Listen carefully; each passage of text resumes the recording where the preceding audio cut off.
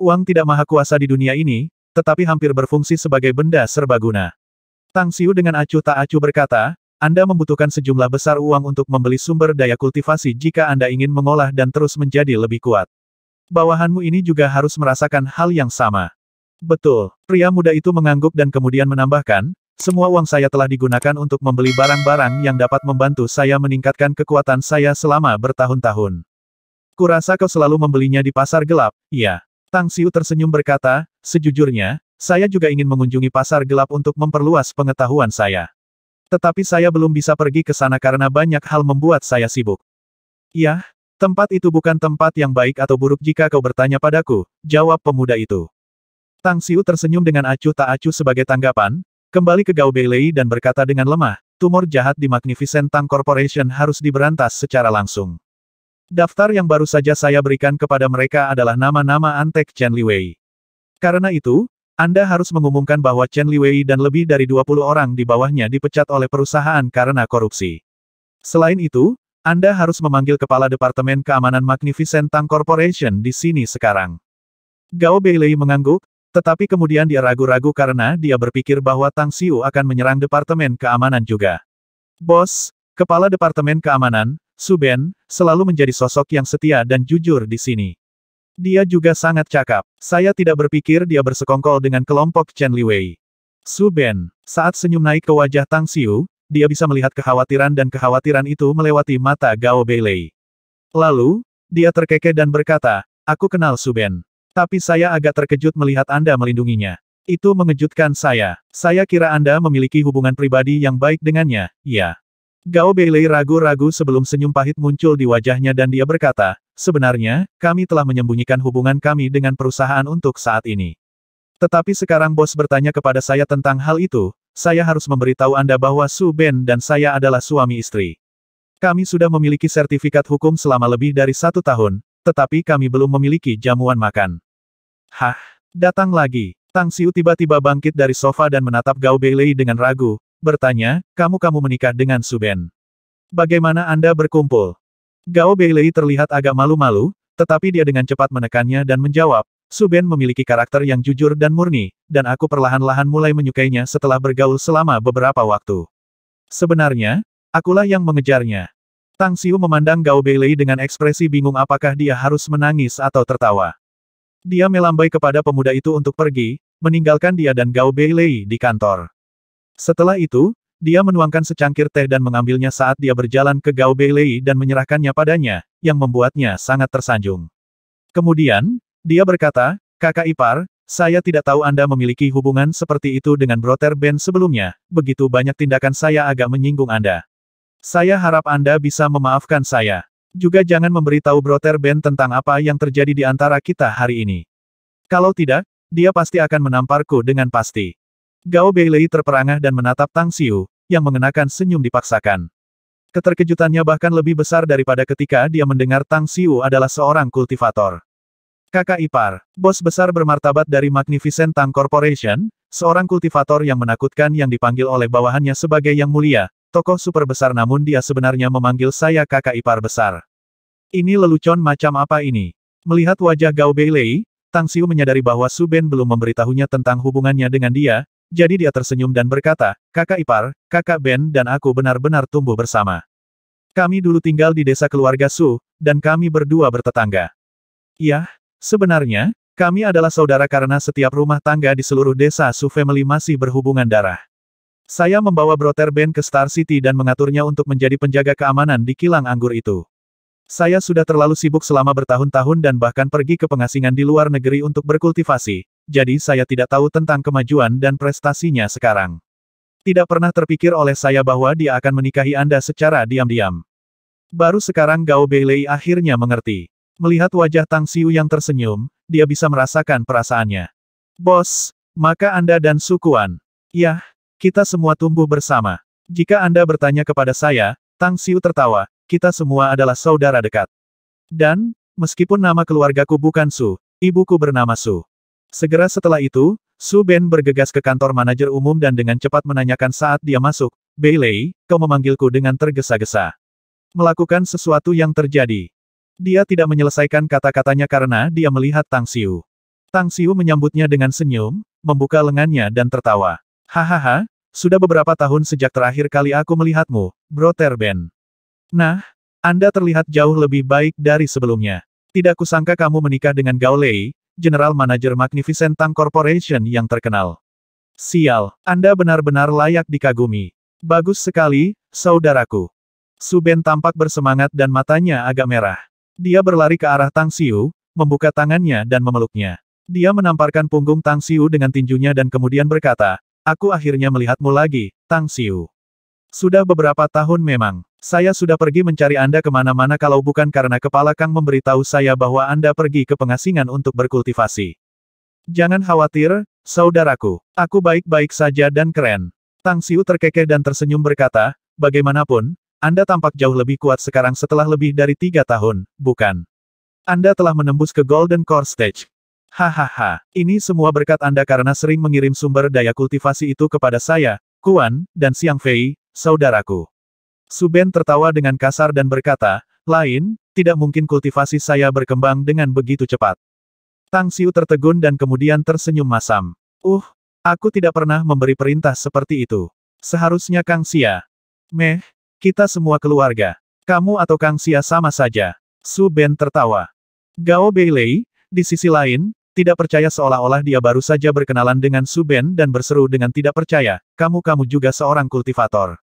Su Ben berkata dengan ekspresi minta maaf, "Tolong jangan salahkan aku karena menyembunyikannya darimu, Beilei. Tang Xiu melarang kita untuk memberitahu siapapun tentang hal itu. Bahkan untuk orang yang kita cintai. Itu sebabnya saya tidak pernah memberitahu Anda tentang hal itu. Tetapi saya bermaksud berbicara dengannya ketika saya bertemu dengannya lagi nanti, untuk melihat apakah Anda juga bisa berkultivasi." Suasana hati Gao Beilei terlalu rumit. Semua yang terjadi hari ini membuatnya merasa seperti sedang naik roller coaster. Tiba-tiba, dia sepertinya mengingat sesuatu dan buru-buru bertanya, "Kalau begitu, Anda juga harus tahu bahwa Riz juga seorang praktisi, bukan? Anda juga tahu bahwa ada 4 ahli yang kuat yang melindungi saya, bukan?" Su Ben mengangguk dan berkata, "Aku sudah tahu keberadaan mereka sejak aku bertemu denganmu.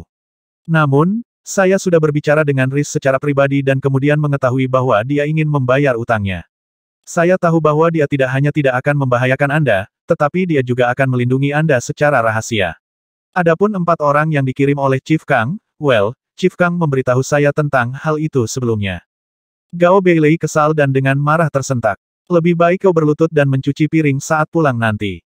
Aku." Su Ben dengan canggung mengangkat tangannya untuk menggaruk bagian belakang kepalanya. Tang Xiu tertawa diam-diam dan menyaksikan Gao Beilei memerankan istri yang keras terhadap Su Ben yang dikuasai ayam. Dia menepuk pundak Su Ben dan berkata, "Bagaimanapun, kapan Anda dan kakak ipar akan mengadakan pesta pernikahan, Brother Ben?" "Itu benar, aku memberi sis ipar liontin batu giok sebelumnya untuk melindungi keselamatannya, tapi itu hanya alat sihir sekali pakai sampah.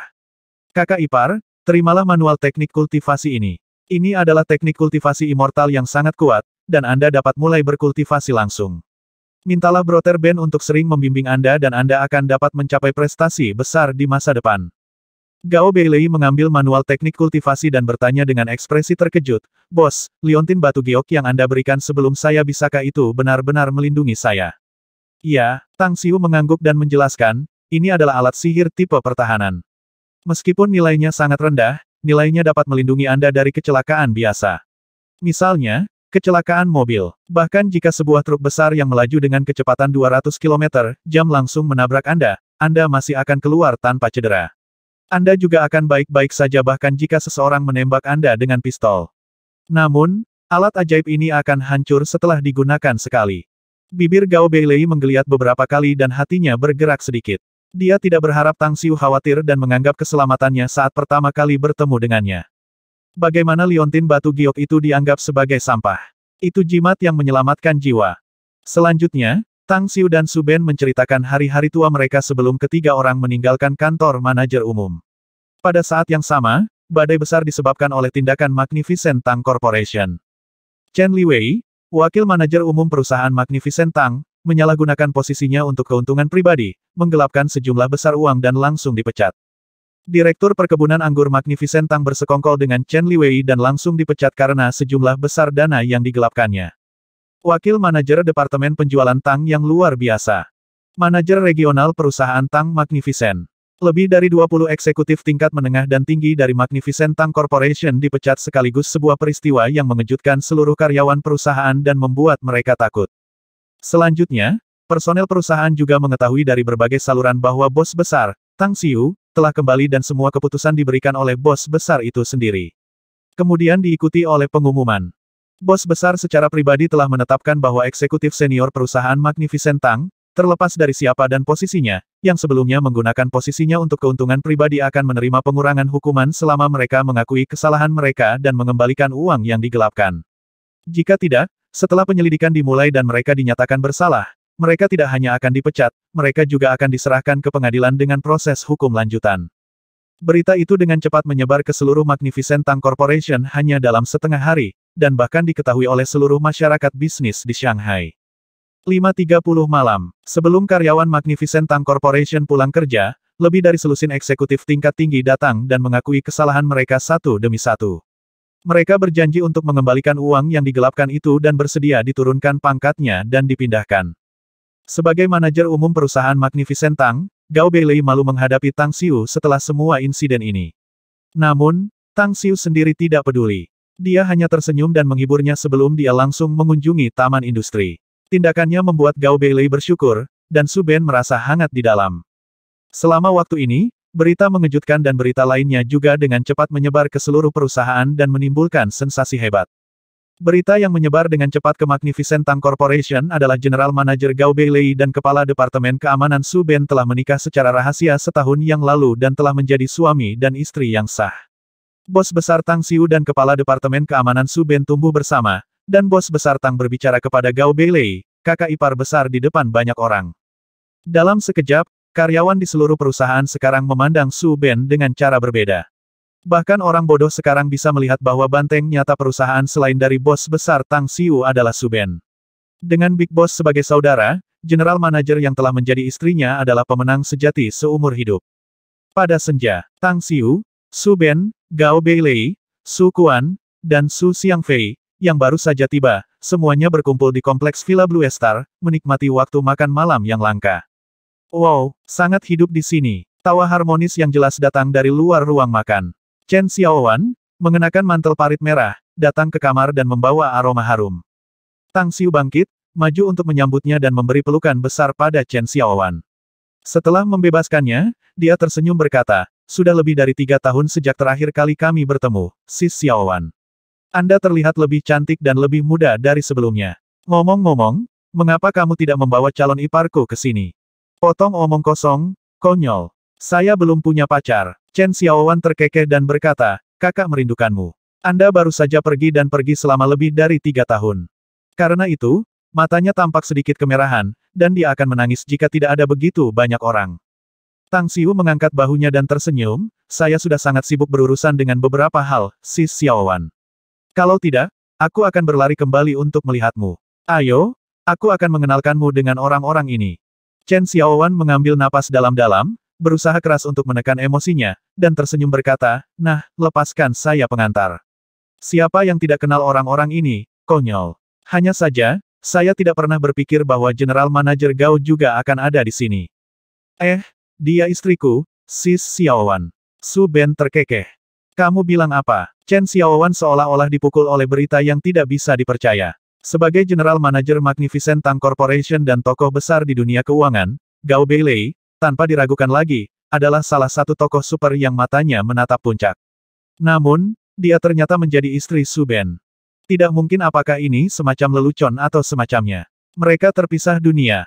Aku sama-sama terkejut ketika aku mendengarnya juga, Sis Xiaowan.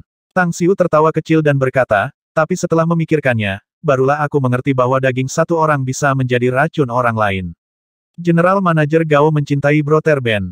Ini seperti rumput rubah yang lebat dan dingin berkumpul bersama dengan safflower hangat dan pedas. Puff. Hahaha. Semua orang tiba-tiba tertawa dan Su Ben menggaruk kepalanya, bingung apakah dia harus menangis atau tertawa.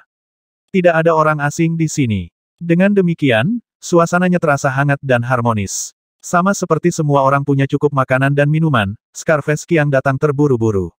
Rambut pria itu agak panjang dan wajahnya tidak dicukur. Seluruh keberadaannya, bagaimanapun, Tidak terlihat dekaden tetapi malah terlihat kuat dan penuh semangat, meskipun bau alkohol pada dirinya belum menghilang. Jelas, dia minum banyak alkohol ketika Tang Xiu memanggilnya.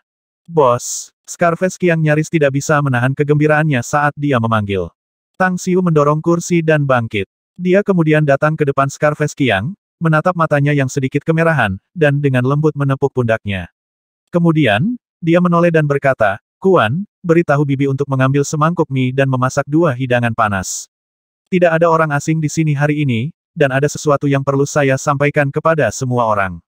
"Baiklah, kamu datang ke sini dan duduk dulu." Scarface Qiang merasa hangat di dalam dan duduk di sebelah Tang Xiu. Setelah itu, dia memaksakan senyum pahit dan berkata, "Aku benar-benar minta maaf karena mengecewakanmu, bos." "Tidak, seharusnya aku meminta maaf padamu." Tang Xiu melambaikan tangannya dan berkata, "Aku terlalu sibuk dalam beberapa tahun terakhir dan gagal merawatmu. Bagaimanapun juga, kita semua orang dewasa di sini, jadi tidak perlu menarik sikap sok satu sama lain.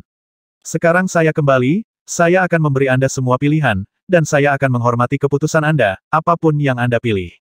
Bibir Scarface Qiang menggeliat, tetapi dia tidak mengucapkan apa-apa dan hanya mengangguk dengan tegas. Sejak dia bertemu Tang Xiu di kota asalnya, dia sudah memutuskan untuk menyerahkan segalanya dan menyerahkan masa depannya kepada Tang Xiu ketika dia pergi ke Star City bersamanya. Semua hal dipertimbangkan, Tang Xiu tidak mengecewakannya. Dia mendirikan pabrik anggur dan menyeduh anggur terbaik dunia, God Nectar. Magnificent Tang Corporation berkembang pesat dan dia menjadi miliarder hanya dalam beberapa tahun sebagai hasilnya. Bahkan jika dia akhirnya meninggalkan perusahaan tanpa daya dan menyerahkan posisinya sebagai direktur pabrik anggur, dia masih memiliki beberapa miliar yuan di rekening banknya. Uang itu sendiri hanya dividennya dalam beberapa tahun terakhir. Dalam hatinya, kebaikan Tang Xiu dan pengakuannya akan nilainya membuatnya mempercayai Tang Xiu tanpa syarat. Tang Xiu mengangkat cangkir anggurnya dan bersulang dengan Scarface Qiang. Dia kemudian dengan santai berkata, "Chen Liwei telah terbunuh oleh saya, dan puluhan koruptor dan penggelap uang di perusahaan telah dihapus juga. Beberapa orang lain yang pernah mengambil keuntungan dari perusahaan juga telah dihukum." Scarface Qiang dalam hati terguncang dan tampak bersyukur. Dia tidak tahu bagaimana Tang Xiu bisa menyelidiki masalah ini. Tapi apakah dia telah menyelidikinya atau tidak, jelas bahwa Tang Xiu telah membalas dendam dengan membunuh pelakunya yang menjebaknya. "Kehidupan Scarface Qiang adalah milikmu untuk digunakan di masa depan, bos." Tang Xiu tersenyum sedikit sebagai tanggapan. Dia kemudian menurunkan gelasnya dan melanjutkan, "Tidak ada orang luar di sini, jadi saya memberikan 2 pilihan kepada kalian semua. Pertama, saya akan mengajarkan teknik kultivasi dan mengubah Anda menjadi seorang kultivator. Tetapi setelah 2 tahun, Anda semua harus meninggalkan keluarga dan bisnis Anda dan berjuang bersama saya di dunia lain, dan Anda tidak akan memiliki kesempatan untuk kembali ke bumi lagi dalam hidup Anda. Pilihan lain, Qiang, Anda akan memiliki 49% saham di Anggur 2 tahun kemudian. Anda juga dapat menjadi wakil manajer umum dari Magnificent Tang Corporation jika Anda memilih opsi ini, yang dengannya Anda dapat memperoleh status dan kekayaan dengan mudah. Apapun keputusan Anda, saya akan menghormati keputusan Anda apapun yang terjadi."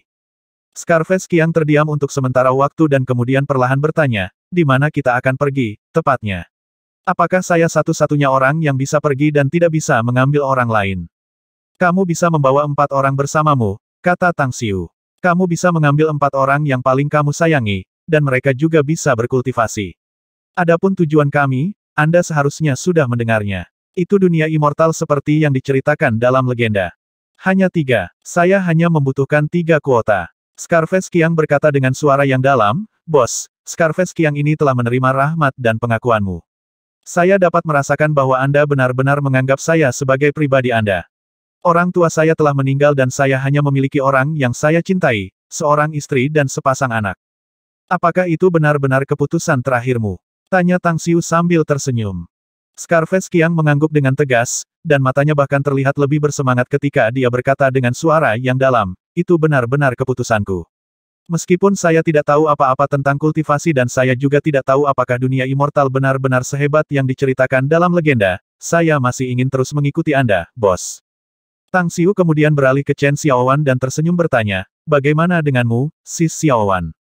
Tapi apa yang bisa aku lakukan di sana?" Chen Xiaowan ragu-ragu.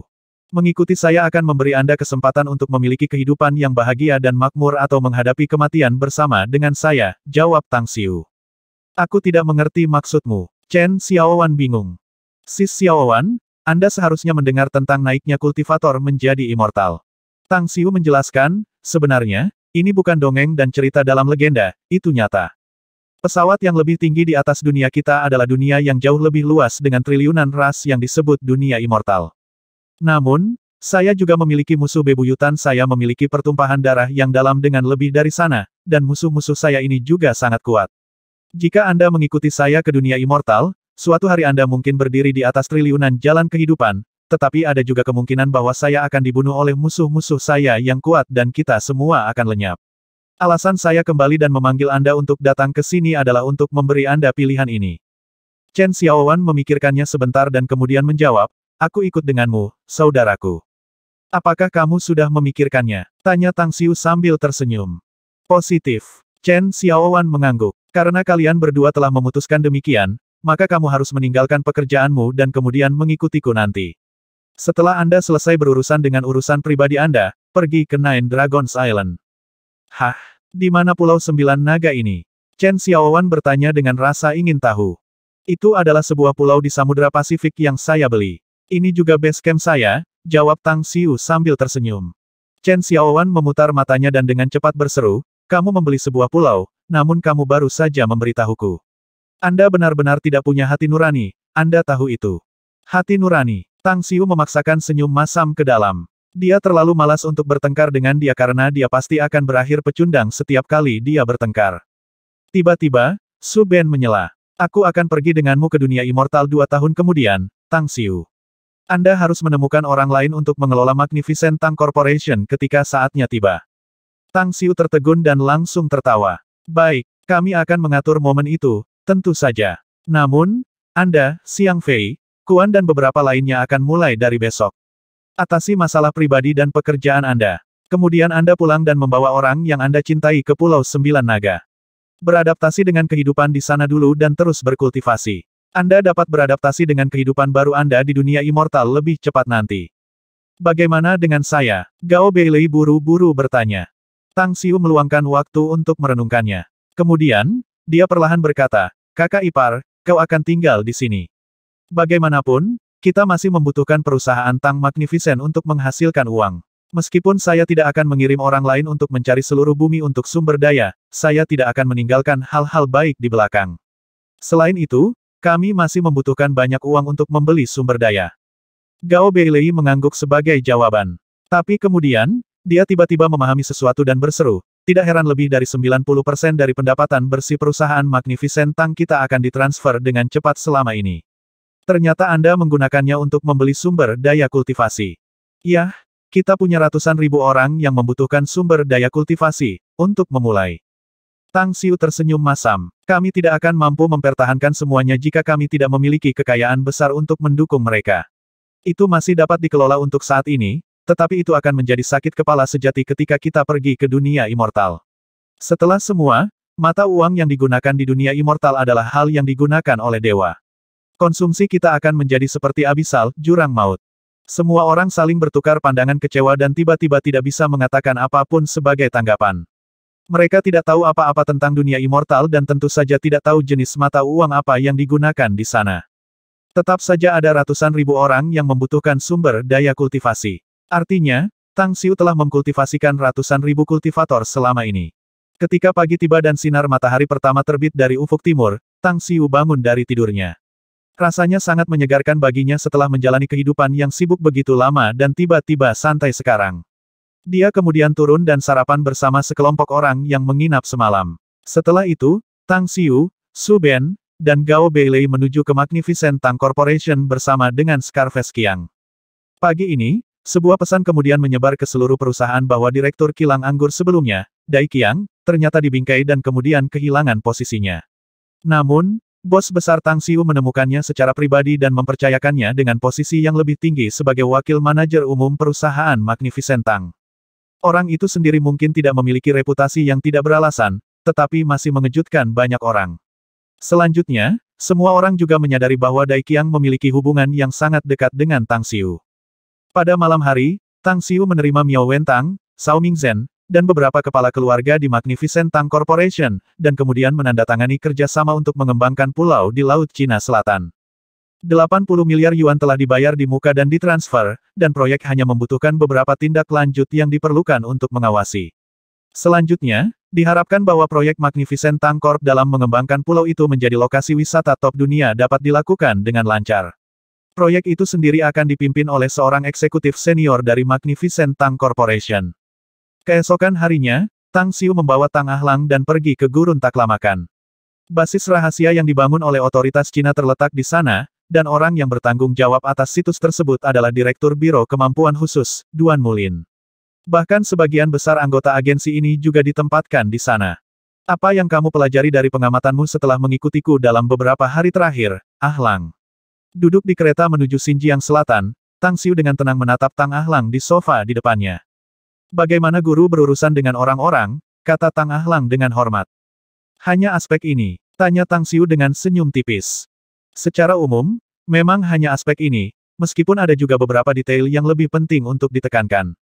Tang Ahlang menggelengkan kepalanya dan melanjutkan, guru bertemu kenalan untuk mempertahankan dan menumbuhkan hubungan antara kedua belah pihak. Anda juga secara halus mendekati orang-orang yang dekat dengan Anda untuk memulai perjalanan kami di masa depan. Selain itu, Anda membuat keputusan yang menentukan dan cepat ketika Anda menghapus semua elemen yang tidak diinginkan di Magnificent Tank Corporation. Semua dalam semua acara menunjukkan bahwa Anda adalah seseorang yang memiliki cara dengan orang-orang dan juga sangat mementingkan hubungan dan kebenaran. Aku tidak ingat memintamu untuk mengomentari perilakuku, Brad.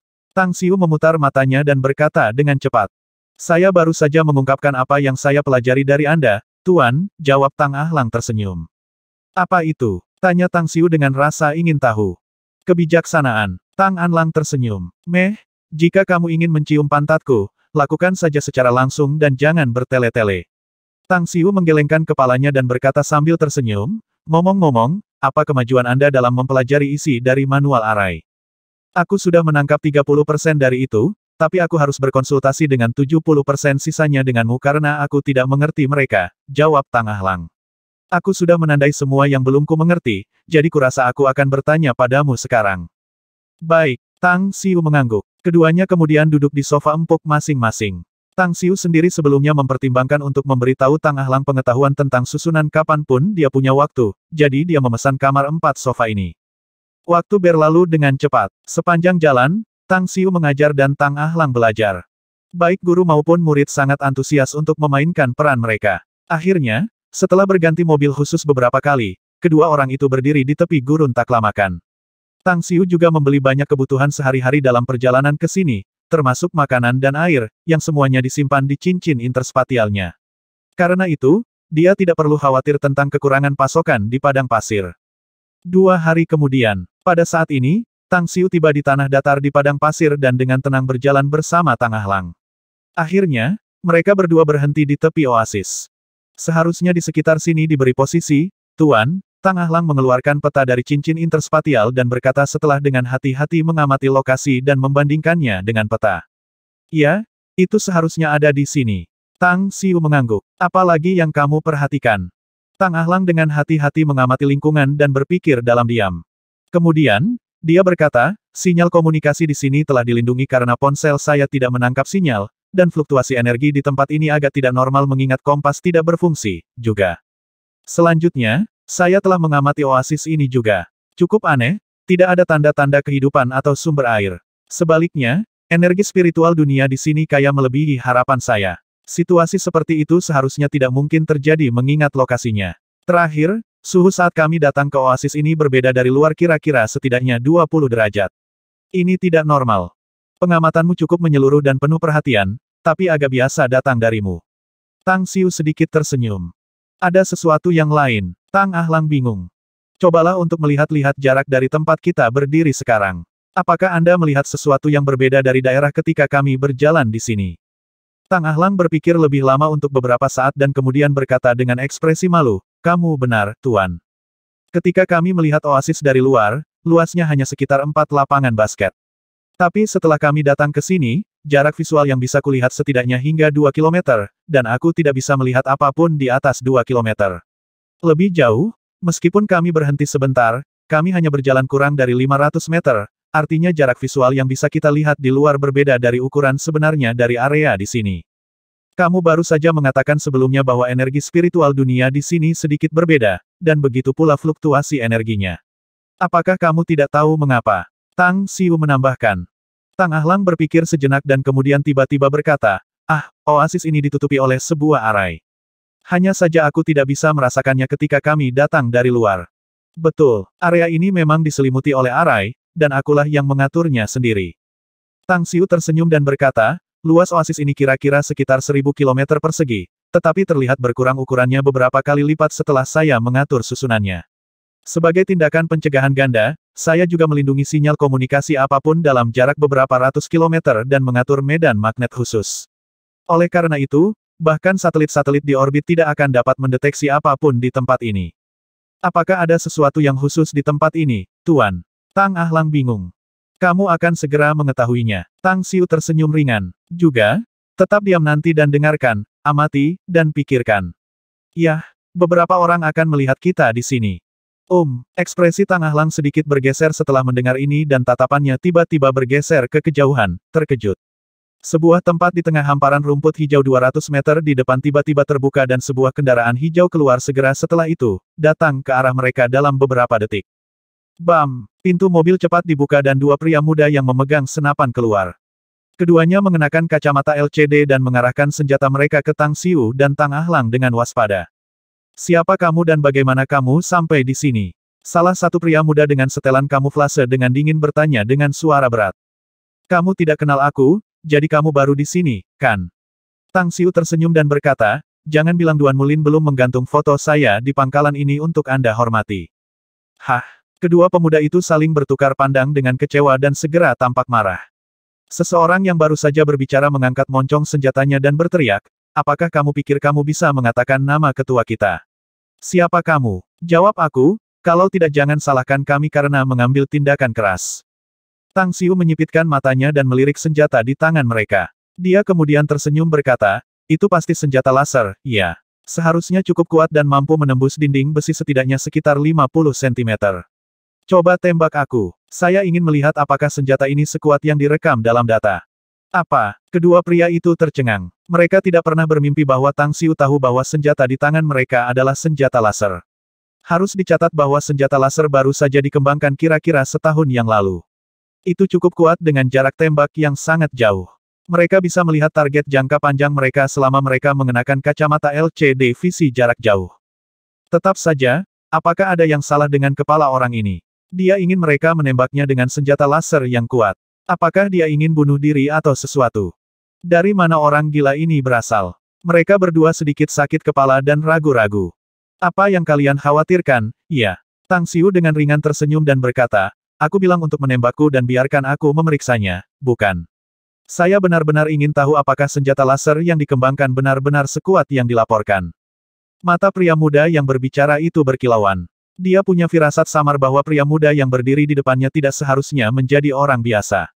Itu sangat mungkin bahwa dia juga pengguna kemampuan seperti dia. Dia baru saja membangkitkan kemampuan khususnya sekitar 1,5 tahun yang lalu dan kemudian menjadi pengguna kemampuan yang cukup tangguh setelah menjalani pelatihan. Selanjutnya, tempat ini adalah pangkalan paling rahasia dan penting di negara ini, dan orang-orang yang bisa dengan santai datang ke sini bukanlah orang-orang biasa.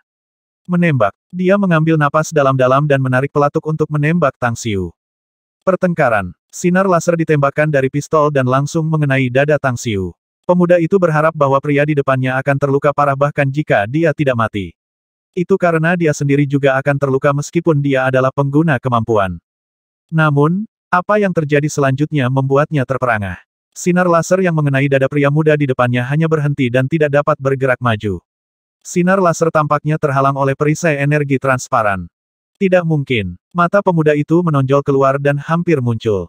Dia melihat bahwa sinar laser tidak hanya mampu melukai orang asing ini tetapi juga tidak dapat meninggalkan goresan pada pakaian pemuda ini. Sambil tersenyum tipis, Tang Xiu menepuk dadanya dan kemudian terkekeh. Memang sangat kuat. Jika tebakan saya benar, jarak tembak senjata laser ini setidaknya harus 2 km, dan itu bisa meledakkan batu seberat 100 ton secara langsung. Plot hamparan rumput hijau ratusan meter jauhnya tiba-tiba terangkat dan dua mobil hijau yang tidak biasa keluar. Setelah melaju kencang, mereka berhenti di depan semua orang, dan Zulong berjalan ke depan Tang Xiu dengan wajah bahagia dan terkejut, berteriak, Anda di sini, Tuan Tang.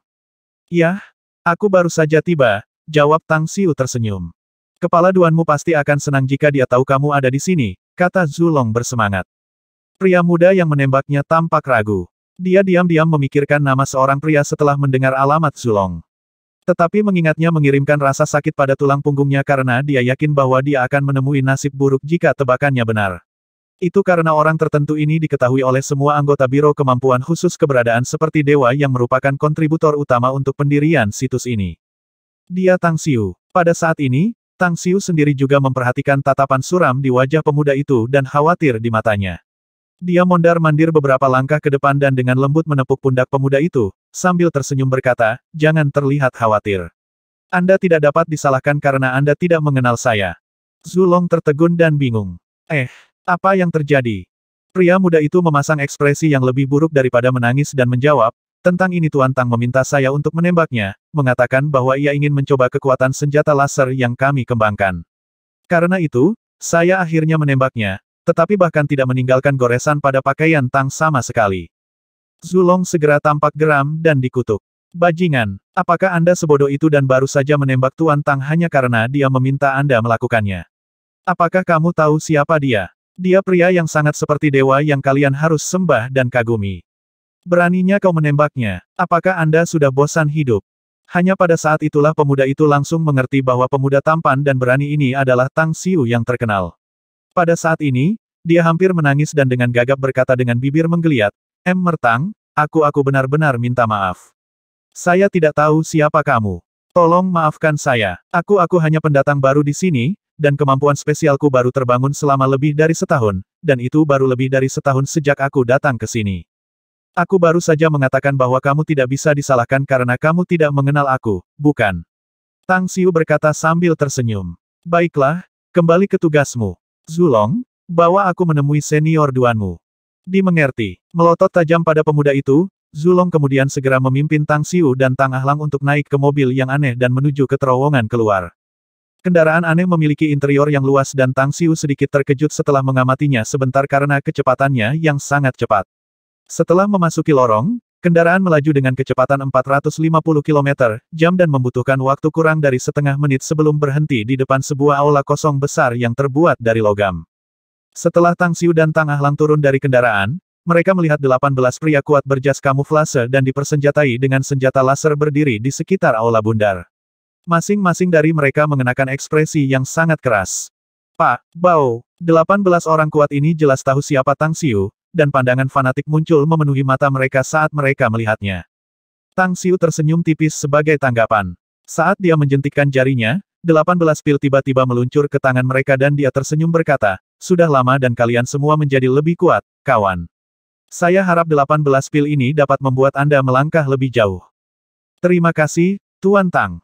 Ke-18 orang itu bersemangat dan secara bersamaan memberi hormat.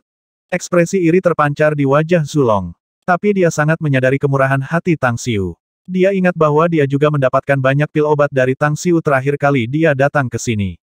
Setiap ahli dari Biro Kemampuan Khusus yang memperoleh pil seperti itu dari Tang Xiu telah mengalami kemajuan pesat dan kekuatan mereka sangat meningkat. Tang Xiu sangat menyadari ekspresi Zulong. Dia melemparkan botol batu giok kepadanya dan berkata sambil tersenyum, "Yah, aku khawatir Duan Mulin tidak akan tinggal di posisi Direktur Biro Kemampuan Khusus segera. Saya memberi Anda sebotol pil berharap Anda bisa mengambil alih tugasnya di masa depan." "Apa maksudmu?" Senyum bersemangat di wajah Zulong tiba-tiba membeku. Tang Xiu hanya tersenyum ringan sebagai tanggapan tetapi tidak menjelaskan apa-apa. Setelah memberi isyarat kepada lelaki itu untuk memimpin, sebuah pintu dengan lebar sekitar 10 meter dan 4 meter perlahan dibuka di dinding aula bundar-bundar.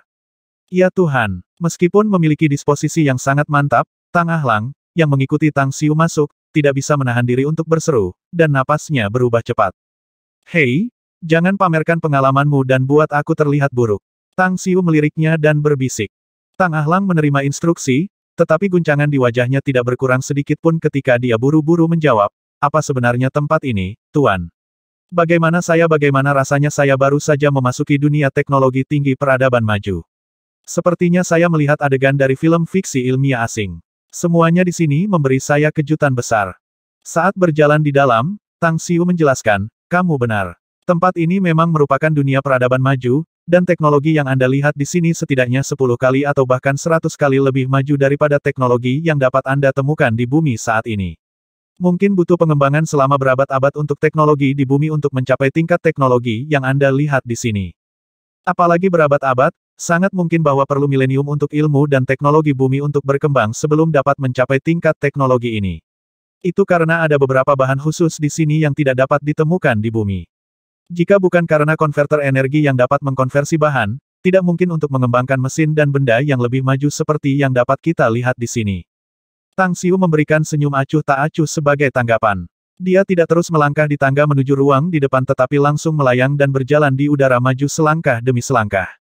Tempat itu sendiri adalah ruang bawah tanah yang sangat besar. Sejauh menyangkut daerah itu, mata Tang Xiu tidak bisa melihat ujung daerah sama sekali.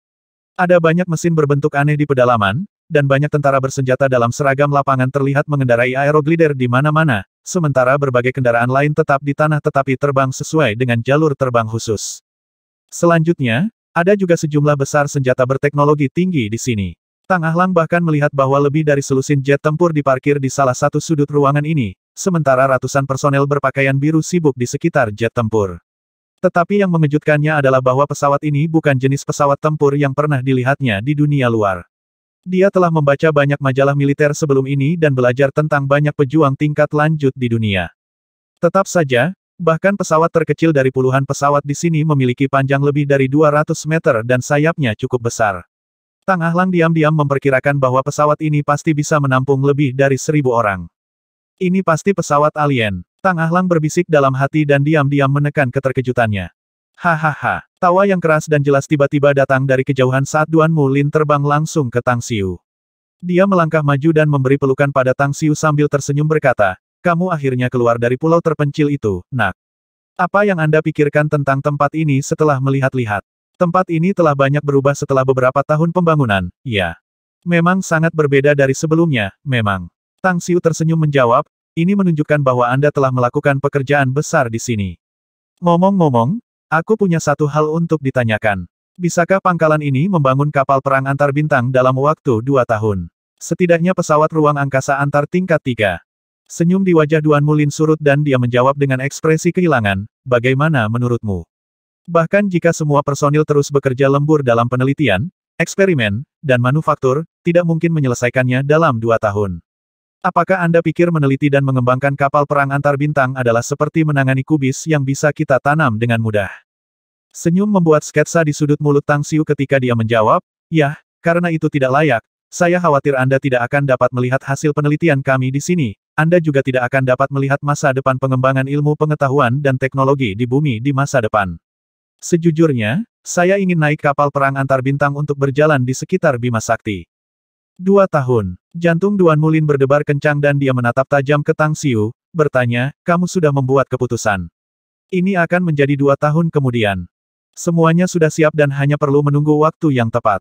Tang Xiu mengangguk. "Itu sebabnya tidak bisa menunggu lebih dari 2 tahun sebelum pergi." Duan Mulin tersenyum dan berkata, "Bisakah kita meregangkan waktu sedikit? 5 tahun. Kami dapat memproduksi kapal perang antar bintang setidaknya dalam 5 tahun ke depan.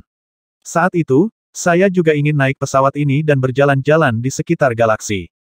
Kami tidak memiliki waktu senggang itu." Tang Xiu menggelengkan kepalanya dan berkata, "Kecuali." Ekspresi Duan Mulin berubah dan dia buru-buru bertanya, "Kecuali apa?" "Aku akan membuat langkah besar dalam waktu dekat, jadi jika ilmuwan dan peneliti top dunia akan dibawa ke sini, apakah Anda pikir Anda dapat menghasilkan kapal perang antar bintang dalam waktu 2 tahun?" Duan Mulin berpikir sejenak dan kemudian menggelengkan kepalanya. "Aku tidak yakin, jujur. Namun, itu mungkin menjanjikan jika kita mencobanya, terlepas dari itu." Tang Xiu mengangguk dan berkata, "Jika demikian, Anda menunggu di sini untuk menerima gelombang ilmuwan dan tenaga teknis yang konstan. Beri aku komunikator. Saya akan melakukan 2 panggilan." Duan Mulin segera mengeluarkan komunikator dan menyerahkannya kepada Tang Xiu. "Kamu bisa menggunakan ini dengan bebas. Komunikator ini dapat terhubung ke berbagai peralatan komunikasi di dunia dan tidak dapat dilacak oleh satelit apapun dari negara manapun." Tang Xiu mengangguk dan memutar nomor. Setelah teleponnya diangkat, dia berkata, "Jin Si, gerakan Departemen Intelijen kita mulai hari ini dan fokuslah untuk menyelidiki 2 target. Yang pertama menjadi 3 kekuatan teratas dunia serta House Dolan dan Dark Queen. Yang kedua adalah, Anda harus menyelidiki ilmuwan dan peneliti teknologi di berbagai bidang di seluruh dunia yang terbaik di setiap negara. Berikan aku daftarnya setelah kamu selesai menyelidiki mereka. Apakah Yang Mulia sudah memikirkan angka tertentu? Suara Jinsi bertanya dari telepon. Tang Xiu berpikir sejenak dan kemudian berbicara melalui telepon, jumlah spesifik tidak wajib, tetapi pangkalan rahasia di China membutuhkan sejumlah besar ilmuwan dan peneliti, jadi semakin banyak, semakin baik. Ingat, Anda hanya perlu menyelidiki orang-orang ini dari berbagai negara di dunia. Saya akan menugaskan orang lain untuk berurusan dengan langkah-langkah berikut nanti. Dimengerti. Jinsi menjawab dan hendak menutup telepon ketika dia tiba-tiba mengingat sesuatu yang lain. Setelah ragu-ragu sejenak, dia berkata, apakah Anda sekarang berada di pangkalan rahasia di Tiongkok, Yang Mulia? Ya, saya baru saja tiba di sini, kata Tang Xiu. Yang Mulia, menurut sel-sel intelijen kami di China, ada 2 kelompok pasukan asing yang menyusup ke Hetian baru-baru ini. Operasi intel kami bertemu dengan 2 kelompok itu 2 hari yang lalu dan melukai 4 orang sebelum akhirnya mereka kehilangan jejak. Dari jalan terakhir, sebelum menghilang, kami menyimpulkan bahwa mereka seharusnya menuju Gurun Taklimakan. Lebih jauh, kami juga menemukan dari video pengawasan bahwa mereka telah membeli perlengkapan hidup di kota Hetian, yang berarti mereka sedang bersiap-siap untuk menyusup ke padang pasir. Maksudmu, mereka datang untuk pangkalan rahasia ini? Tang Xiu bertanya. Saya tidak berani menjaminnya 100%, kata Jinsi. Tang Xiu merenung sebentar dan berkata, kirimi saya jumlah dan karakteristik dari 2 kelompok ini dan semua informasi intel yang telah Anda kumpulkan tentang mereka. Selain itu, tetapkan beberapa orang untuk memantau wilayah Hetian. Jika Anda menemukannya lagi, jangan terburu-buru dan langsung laporkan kepada saya. Diakui. Tang Xiu menutup telepon dan bergeser ke Duan Mulin, bertanya, apakah ada pasukan asing yang menyelinap ke Gurun Taklimakan? Duan Mulin tersenyum dan berkata, sebanyak 23 orang datang ke Gurun Taklimakan dalam 3 tahun ini, tetapi semuanya terbunuh oleh rakyat kita. Mereka adalah intel-intel dari berbagai negara dan pasukan, banyak dari mereka adalah praktisi.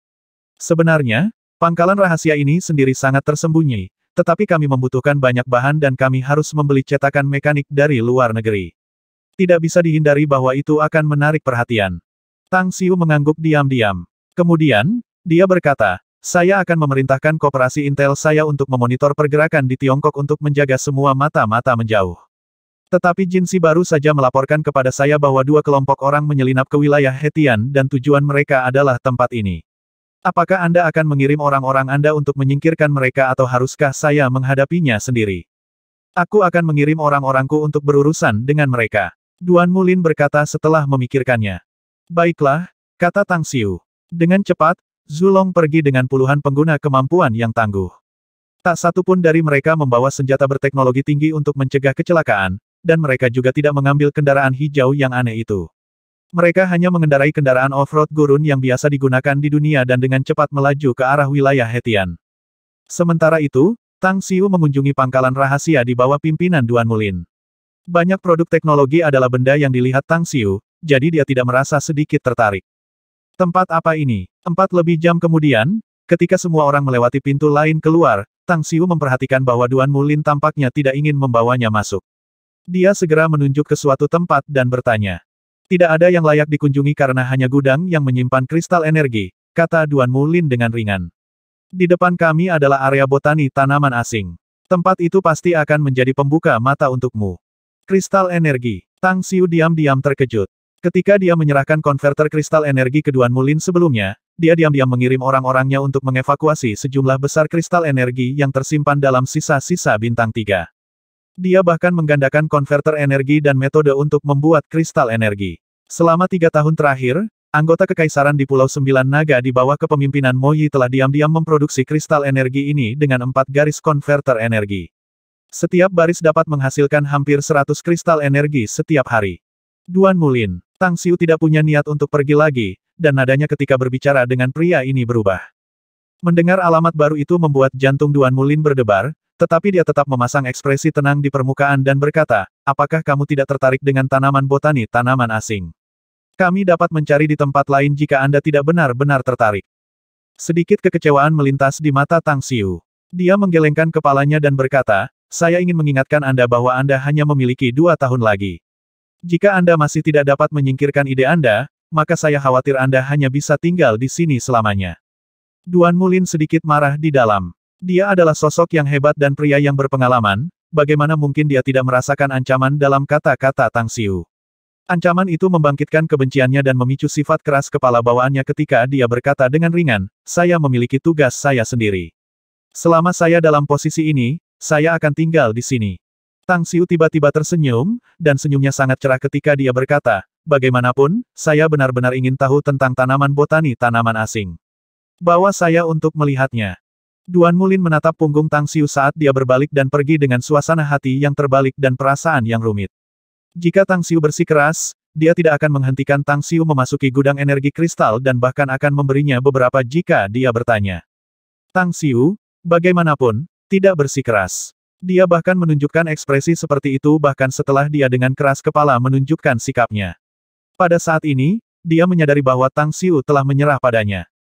Dia membuka mulutnya dan ingin meminta maaf, tetapi dia dengan cepat menelannya kembali. Namun, penyesalan muncul di dalam hatinya. Jika dia diberi kesempatan lagi, dia tidak akan pernah menyangkal Tang Xiu, apalagi mengatakan itu.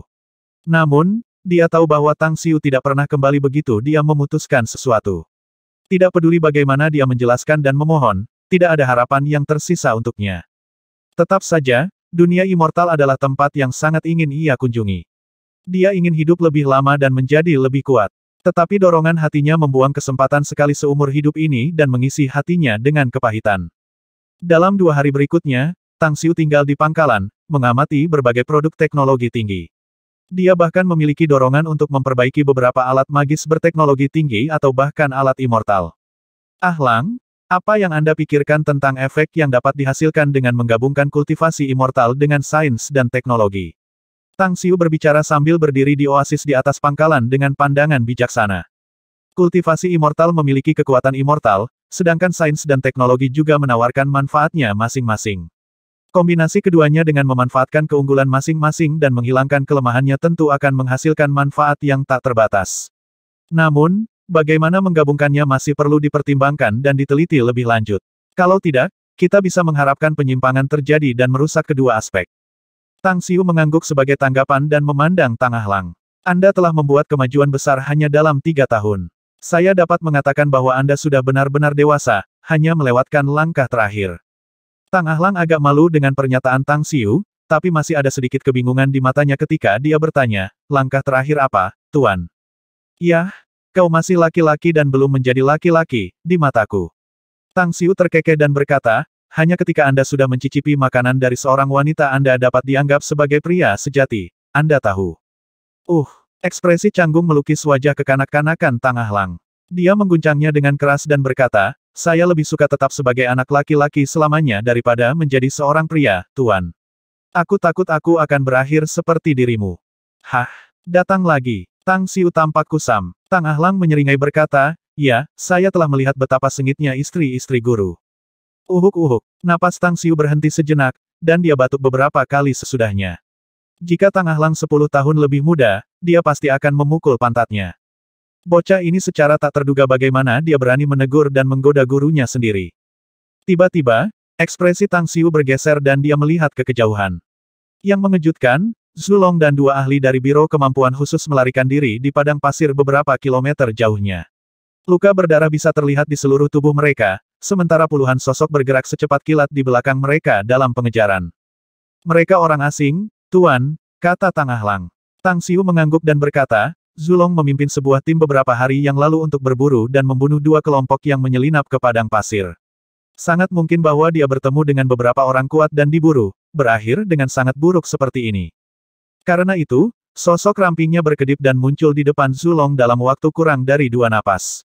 Melihat bagaimana kondisi mereka yang menyedihkan, ia bertanya dengan acuh tak acuh, bagaimana dengan yang lain? 3 orang akhirnya santai saat mereka melihat Tang Xiu. Zulong meremas senyum pahit dan menjawab dengan bibir menggeliat, mereka semua mati. Tuan Tang, mereka sangat kuat. Jauh lebih kuat daripada siapapun yang telah menyusup ke padang pasir sebelumnya.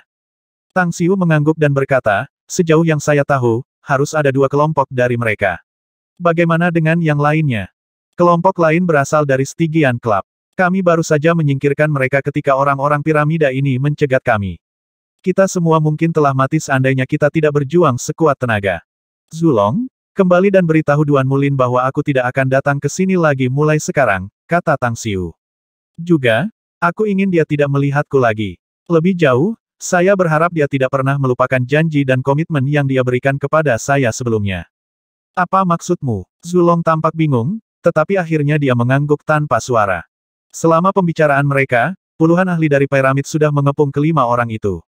Pemimpin mereka, seorang lelaki besar, yang mengenakan topeng hitam dan menggunakan pedang panjang, dengan dingin memelototi Tang Xiu dan berkata, sepertinya penyelidikan kami sebelumnya benar.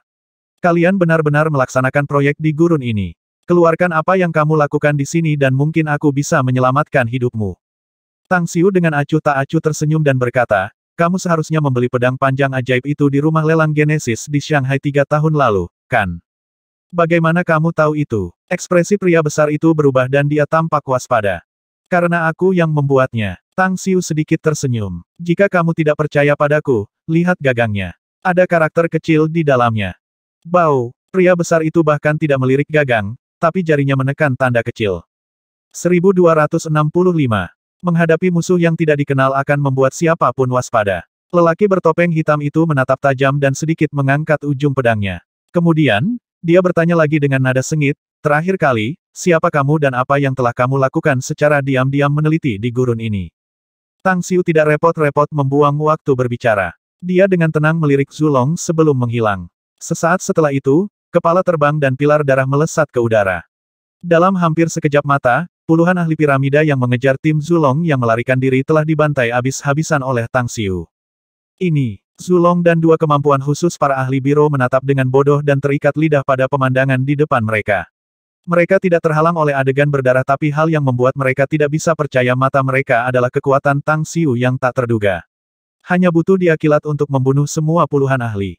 Bagaimana dia bisa begitu menakutkan? Apakah aku bermimpi? Salah satu pakar biro kemampuan khusus bergumam sendiri. Tetapi dia segera menemukan bahwa Zulong dan rekannya yang lain juga menatapnya dengan mata yang rumit. Di dalam markas bawah tanah, Duan Mulin berdiri diam dengan tangan bersilang di belakang punggungnya di dalam ruang pengawasan di pangkalan. Ruang pemantauan besar itu sebesar lapangan basket, dan layar lebar di depannya menunjukkan situasi di gurun di atas. Mereka semua terbunuh begitu mudah. Kekuatan Duan Mulin saat ini tidak seperti sebelumnya. Dia mampu menilai kekuatan puluhan ahli piramida yang mengejar tim Zulong. Dia bisa mengatakan bahwa pria raksasa misterius yang memimpin mereka sangat mungkin lebih kuat darinya. Namun, mereka begitu mudah dibunuh oleh Tang Xiu sendirian. Tang Xiu saat ini ranah apa yang telah ia capai? Penyesalan memenuhi mata Duan Mulin. Dia tahu bahwa dia adalah katak yang melihat langit dari dasar sumur. Bahkan jika dia tahu seberapa luas panggung luarnya, dia masih berdiri diam, sombong dan puas tanpa keinginan untuk mengeksplorasi lebih jauh. Yang paling ia sesali adalah bahwa ia juga telah membuang kesempatan besar yang telah dihadirkan di depan matanya karena kekeras kepalaannya dan perasaan kemuliaan yang dibawa kepadanya oleh pangkalan ini, yang semuanya membuat sikapnya terhadap Tang Xiu berubah. Itu karena sikapnya yang berubah. Hanya ketika dia menyatakan yang tidak tepat seperti itu dia akhirnya menyadari bahwa dia telah membuat pilihan yang salah. Dunia immortal, dewa dan segudang ras. Mengingat betapa indahnya dunia yang tak tertandingi itu, penyesalan mengisi seluruh keberadaan Duan Mulin. Impuls yang tak terhitung jumlahnya membuatnya gila dan membuatnya ingin mengejar Tang Xiu dan meminta maaf kepadanya, namun ia berhenti setiap saat di saat terakhir, berpikir bahwa ia harus menjaga martabat yang masih tersisa. Aku masih bisa melakukannya dengan baik tanpa bergantung padanya di masa depan, bukan? Duan Mulin terdiam beberapa saat sebelum akhirnya menghela nafas panjang, menutup matanya dan menekan penyesalan dan kengganannya. Di tengah gelombang panas yang mengerikan yang membuat gurun seperti kapal uap, Tang Xiu dengan mudah melewatinya dan ekspresi wajahnya yang tampan sangat tenang. Sebelum ini, ia mengajarkan serangkaian teknik kultivasi kepada Duan Mulin, dengan harapan bahwa ia akan menjanjikan kesetiaan dan bekerja untuknya di masa depan. Namun, jelas bahwa peningkatan kekuatan dan tahun-tahun yang panjang di posisi teratas telah mengguncang hati pria ini. Tang Xiu sendiri telah bertemu orang-orang seperti itu berkali-kali. Kembali ketika dia berada di dunia immortal dan memiliki banyak pria di bawahnya, kasus seperti itu sering terjadi. Beberapa dari mereka adalah bawahan yang dia selamatkan dari musuh-musuh mereka. Tetapi setelah mereka menghadapi peluang besar dan kekuatan mereka melambung tinggi, sikap mereka terhadapnya kemudian berubah.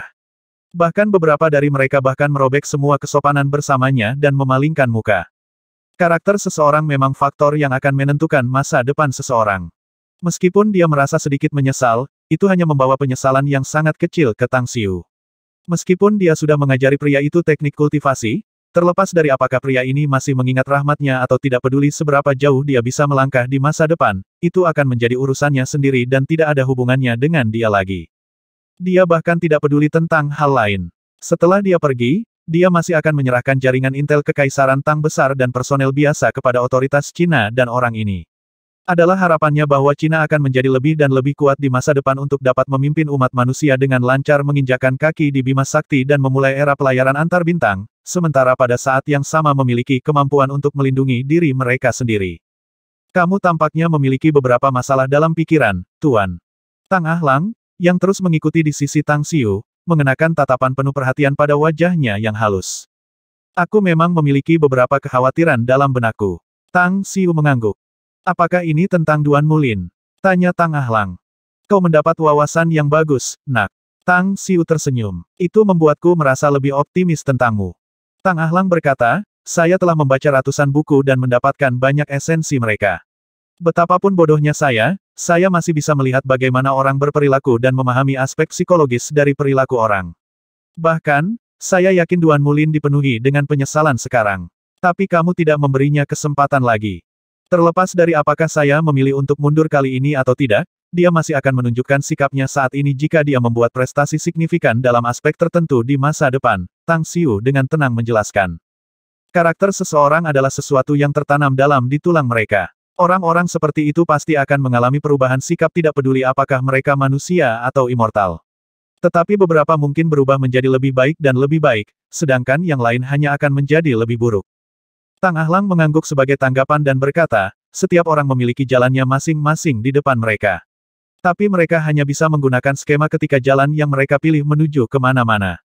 Tang Xiu tersenyum tipis sebagai tanggapan. Dia mengulurkan tangannya untuk meraih bahu Ahlang. Sosoknya tiba-tiba melesat ke langit sambil membungkus Ahlang dengan kekuatannya. Hanya dalam waktu singkat, keduanya sudah tiba di jalan yang mereka lewati 2 hari untuk dilalui sebelumnya.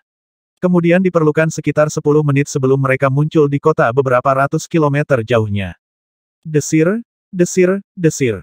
Balok pedang melintas dan sejumlah kepala jatuh ke tanah. Di halaman biasa di daerah perumahan yang terpencil, puluhan praktisi asing langsung dibunuh oleh Tang Xiu. Mereka semua adalah anggota klub Stygian. Tang Xiu dengan mudah mendeteksi mereka dengan persepsinya setelah dia memasuki kota. Kamu siapa? Raungan kemarahan datang dari rumah ketika seorang lelaki berjubah merah berlari mendekat dengan 2 pemuda di depan Tang Xiu dan Ahlang. Ahlang, kedua bocah itu cukup hebat. Berurusan dengan mereka sebagai latihan, kata Tang Xiu dengan tenang. Tang Ahlang ragu-ragu dan kemudian memaksakan senyum. Tuan, saya mungkin telah menembus ke Naschen Soul Stage, tapi saya hanya bertarung dengan binatang buas paling kuat di dunia kantung. Saya tidak pernah mencoba berkelahi dengan orang lain. Dalam hal Tang Xiu mengangkat tangannya untuk memotongnya dan berkata dengan acuh tak acuh, setiap orang memiliki pertama kalinya dalam segala hal. Meskipun mereka tidak sebagus Anda dalam hal kekuatan, mereka memiliki bau darah yang kuat dan aura membunuh yang kaya. Mereka jelas telah membunuh banyak orang dan memiliki pengalaman tempur yang kaya, jadi mereka cukup baik untuk dijadikan batu asahan untuk mengasah diri sendiri. Tang Ahlang mengambil napas dalam-dalam dan ekspresi yang lebih kencang muncul di matanya. Dia berlari beberapa langkah ke depan ketiga pria itu, menangkupkan tinjunya dan berkata, saya telah berjuang berkali-kali di masa kecil saya, tetapi saya tidak pernah berkelahi dengan seorang praktisi. Kalian berdua, berikan aku semua yang kamu punya. Karena kalian berdua atau aku akan mati dalam pertarungan berikutnya. Pupil pria tua itu menyusut. Dia hanya merasakan kehadiran yang kuat yang membuat kulit kepalanya menggeliat dan merinding. Dia berharap bisa melarikan diri seketika, jadi dia membawa kedua muridnya bergegas keluar ketika dia mencium bau darah. Namun, pemandangan di depannya menggigil di sekujur tubuhnya dan membuatnya gemetar. Tidak ada teriakan maupun jenis perlawanan. Adegan saat ini jelas menunjukkan bahwa anak buahnya semua terbunuh dalam sekejap, memberi mereka waktu untuk melawan atau berteriak minta tolong. Panggung jiwa yang baru lahir. Pria muda ini baru saja mengatakan tingkat kultivator-kultivator Cina. Banyak orang di klub Stygian mungkin tidak tahu tentang istilah level kultivasi ini, tapi dia sangat jelas tentang signifikansinya. Jika murid telah mencapai tahap jiwa baru lahir, lalu bagaimana dengan tuannya? Bukankah itu membuat pemuda yang kelihatannya muda ini seperti monster-monster kuno yang telah hidup berabad-abad? Siapa kalian? Lelaki tua itu bertanya dengan suara berat. Saya tidak berpikir Anda memenuhi syarat untuk tahu siapa kita, jawab Tang Xiu ringan. Kamu hanya perlu tahu bahwa kematianmu akan jatuh tempo hari ini. Pria tua itu dengan dingin bersenandung tetapi tidak langsung ke Tang Xiu. Kematian tragis puluhan anak buahnya di depan matanya mengingatkannya pada perasaan menyeramkan yang dia rasakan sebelumnya. Setelah ragu-ragu sejenak, dan ketika dia akan membawa kedua muridnya kembali ke rumah untuk melarikan diri melalui jendela belakang, dia tiba-tiba merasakan boom kekuatan menakutkan yang secara langsung menahan tubuhnya, memberinya kesempatan untuk membebaskan diri tidak peduli betapa sulitnya dia berjuang. Diam. Setelah membayangkan teknik menahan yang langsung menahan orang tua itu, Tang Xiu menarik kembali energi primal chaos-nya. Dia kemudian terkekeh dan berkata, "Apa yang kamu tunggu, Ahlang? Bunuh saja mereka secara langsung jika mereka ingin melarikan diri. Saya akan membiarkan mereka pergi jika mereka bertarung secara terbuka dan Anda kalah." Salah satu dari dua pemuda yang mirip itu segera bertanya kepada lelaki tua itu, "Bisakah kita membunuhnya, Tuan?" Pria tua itu mengerjap dan berkata dengan pahit, "Berjuang bersama untuk mengalahkannya, tetapi jangan membunuhnya. Jika kalian berdua bisa mengalahkannya, aku akan memberimu dua belati, dan aku akan memperbaikinya sendiri." Nyata, terkejut, mereka tampak bahagia dan berseru. Nyata, orang tua itu ingin mengangguk, tetapi dia bahkan tidak bisa menggerakkan lehernya saat ini. Dalam keputusasaan, dia hanya bisa melihat Tang Xiu dengan mata memohon, meminta belas kasihan. Pandangan mengejek melintas di mata Tang Xiu saat telapak tangannya menamparkan ke depan. Kepala lelaki tua itu langsung terbang dan dia langsung mati ketika darah menyembur dari lehernya. Menguasai. Wajah kedua pemuda itu berubah secara drastis dan ketidakpercayaan memenuhi mata mereka. Di mata mereka, tuan mereka hanyalah eksistensi yang tak terkalahkan. Dia bahkan mampu membunuh puluhan praktisi yang sangat kuat sendirian di masa lalu. Dia bahkan membawa mereka ke beberapa tempat misterius dan membunuh beberapa binatang buas yang menakutkan. Namun keberadaan tak terkalahkan seperti itu begitu mudah dibunuh oleh gelombang telapak tangan pemuda ini. Bagaimana mungkin ini bisa terjadi? Kalian berdua, dengarkan aku, kata Tang Xiu. Aku baru saja memberimu kesempatan untuk mempertahankan hidupmu. Saya akan mengampuni Anda jika Anda dapat membunuh murid saya. Namun, jika Anda tidak bisa, Anda hanya akan pergi ke neraka untuk menemani tuan Anda. Kedua pemuda itu saling pandang. Mereka tidak berharap bahwa ahli yang menakutkan di depan mereka akan membuat permintaan seperti itu. Mungkinkah dia memiliki dendam terhadap muridnya sendiri? Mengapa dia memaksa mereka untuk pergi keluar untuk membunuh muridnya? Tang Ahlang dengan cepat melemparkan teknik dan melepaskan pedang immortal yang tersimpan di tubuhnya ke arah dua pemuda itu secara instan. Dia menyadari bahwa perintah tuannya berarti dia harus membunuh kedua orang ini, atau dia akan dibunuh oleh mereka hari ini. Perintah ini merupakan cara untuk mengasah dirinya sendiri sekaligus sebagai cobaan baginya. Membunuh. Kedua pemuda itu tidak lagi ragu-ragu. Keinginan untuk bertahan menjadi pemicu dan dorongan untuk mengamuk. Mereka bukan orang suci. Tangan mereka ternoda darah. Bahkan tuan mereka berakhir seperti seekor guk-guk liar yang mati di tangan orang ini. Karenanya, satu-satunya kesempatan bagi mereka berdua untuk bertahan hidup adalah membunuh pemuda ini, berharap bahwa tuan pemuda ini akan menepati janjinya. Petir rune. Dalam waktu hampir sekejap, mereka mengeluarkan dua rune kertas dari lengan baju mereka dan mengaktifkannya, melemparkan petir langsung ke Tang Ahlang. Berdiri lebih dari 10 meter, mata Tang Xiu langsung menyipit. Dia memperhatikan bahwa rune petir yang diaktifkan oleh dua pemuda ini adalah rune kertas yang tak disangka-sangka dia disempurnakan sendiri dan dilelang di rumah lelang Genesis 3 tahun lalu. Menarik. Senyum merayap di sudut mulut Tang Xiu ketika dia mengamati dua pemuda yang penuh keinginan untuk membunuh.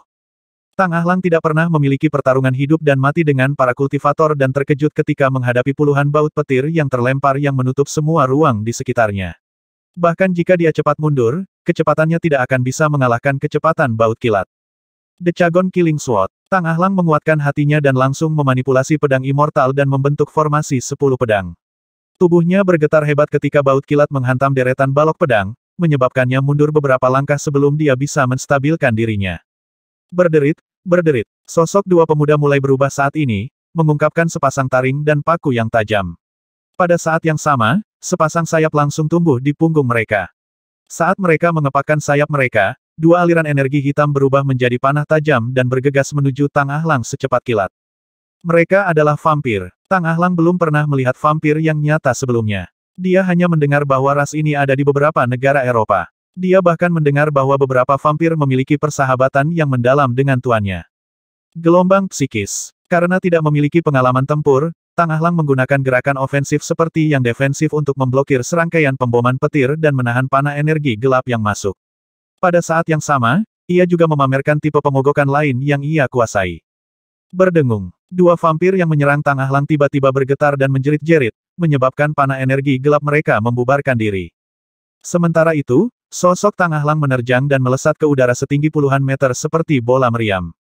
Dia kemudian melepaskan gerakan Sword Array Decagonal sekali lagi. Kali ini, ia menggunakan langkah itu bukan untuk membela tetapi untuk mengambil inisiatif untuk meluncurkan serangan. Slash, slash, slash. Noda darah muncul di tubuh kedua vampir itu. Tetapi keduanya memiliki pengalaman tempur yang kaya dan dengan cepat mengacungkan tongkatnya untuk membentuk perisai besar dengan energi gelap mereka, menghalangi sinar pedang yang masuk. Pada saat yang sama, mereka juga terus-menerus melepaskan panah energi gelap di Tang Ahlang dari kedua sisi. Lintasan aneh panah menangkap Tang Ahlang lengah, menyebabkan panah gelap meledak saat mereka mengenai dadanya. Puah! Batuk seteguk darah, liontin batu giok di dada Tang Ahlang hancur dan akhirnya berubah menjadi debu, menyebar dalam angin. Cak! Mati! Pedang immortal terbang kembali ke Tang Ahlang dalam sekejap. Pedang balok yang diciptakannya meledak seperti baut kilat, menyebarkan panah energi gelap. Namun, saat dia lengah lagi, dua bulu tajam mengikuti panah energi gelap yang tak terhitung jumlahnya yang masuk dan langsung mengenai lengan kiri dan dada kanannya. Aku harus tenang dan tetap tenang. Pengalaman tempur saya tidak sekaya pengalaman mereka, tapi saya lebih cepat dan lebih kuat dari mereka. Jika saya bisa mengamati gerakan mereka dengan kepala dingin, saya pasti dapat menemukan kekurangan dalam serangan mereka dan kemudian meluncurkan serangan balik. Meskipun terluka, ia memaksa dirinya untuk tenang. Matanya menjadi lebih tajam. Saat tubuhnya yang gemetar stabil, ia menggunakan indera spiritualnya untuk meluncurkan serangan gelombang psikis lainnya, menyebabkan kedua vampir berteriak dan melarikan diri. Api. Menggunakan teknik lain, Tang Ahlang menyulap api keluar dari udara tipis dan kemudian mengubahnya menjadi hujan api. Serangan luar biasa itu menghentakkan langit dan dengan tertindas menindas kedua vampir itu. Angin. Twister bergulir muncul di sekitar api entah dari mana dan membentuk twister menyala seolah-olah cincin api halo di sekitar matahari, menyebabkan kecepatan api meningkat beberapa kali lipat. Pedang. Saat pedangnya yang immortal melayang dan mengelilingi tubuh Tang Ahlang dan menghancurkan rentetan panah energi gelap yang datang padanya, belati tajam tiba-tiba muncul di tangannya. Itu adalah belati-belati jenis perlindungan diri yang diberikan oleh wanita guru, Kang Xia, yang secara pribadi mengambilnya di berangkas harta karun Pulau Sembilan Naga. Aku tidak pernah membunuh siapapun, tapi aku telah membunuh ratusan binatang buas. Sekarang kamu sudah berubah jadi binatang buas, maka aku akan menuai hidupmu.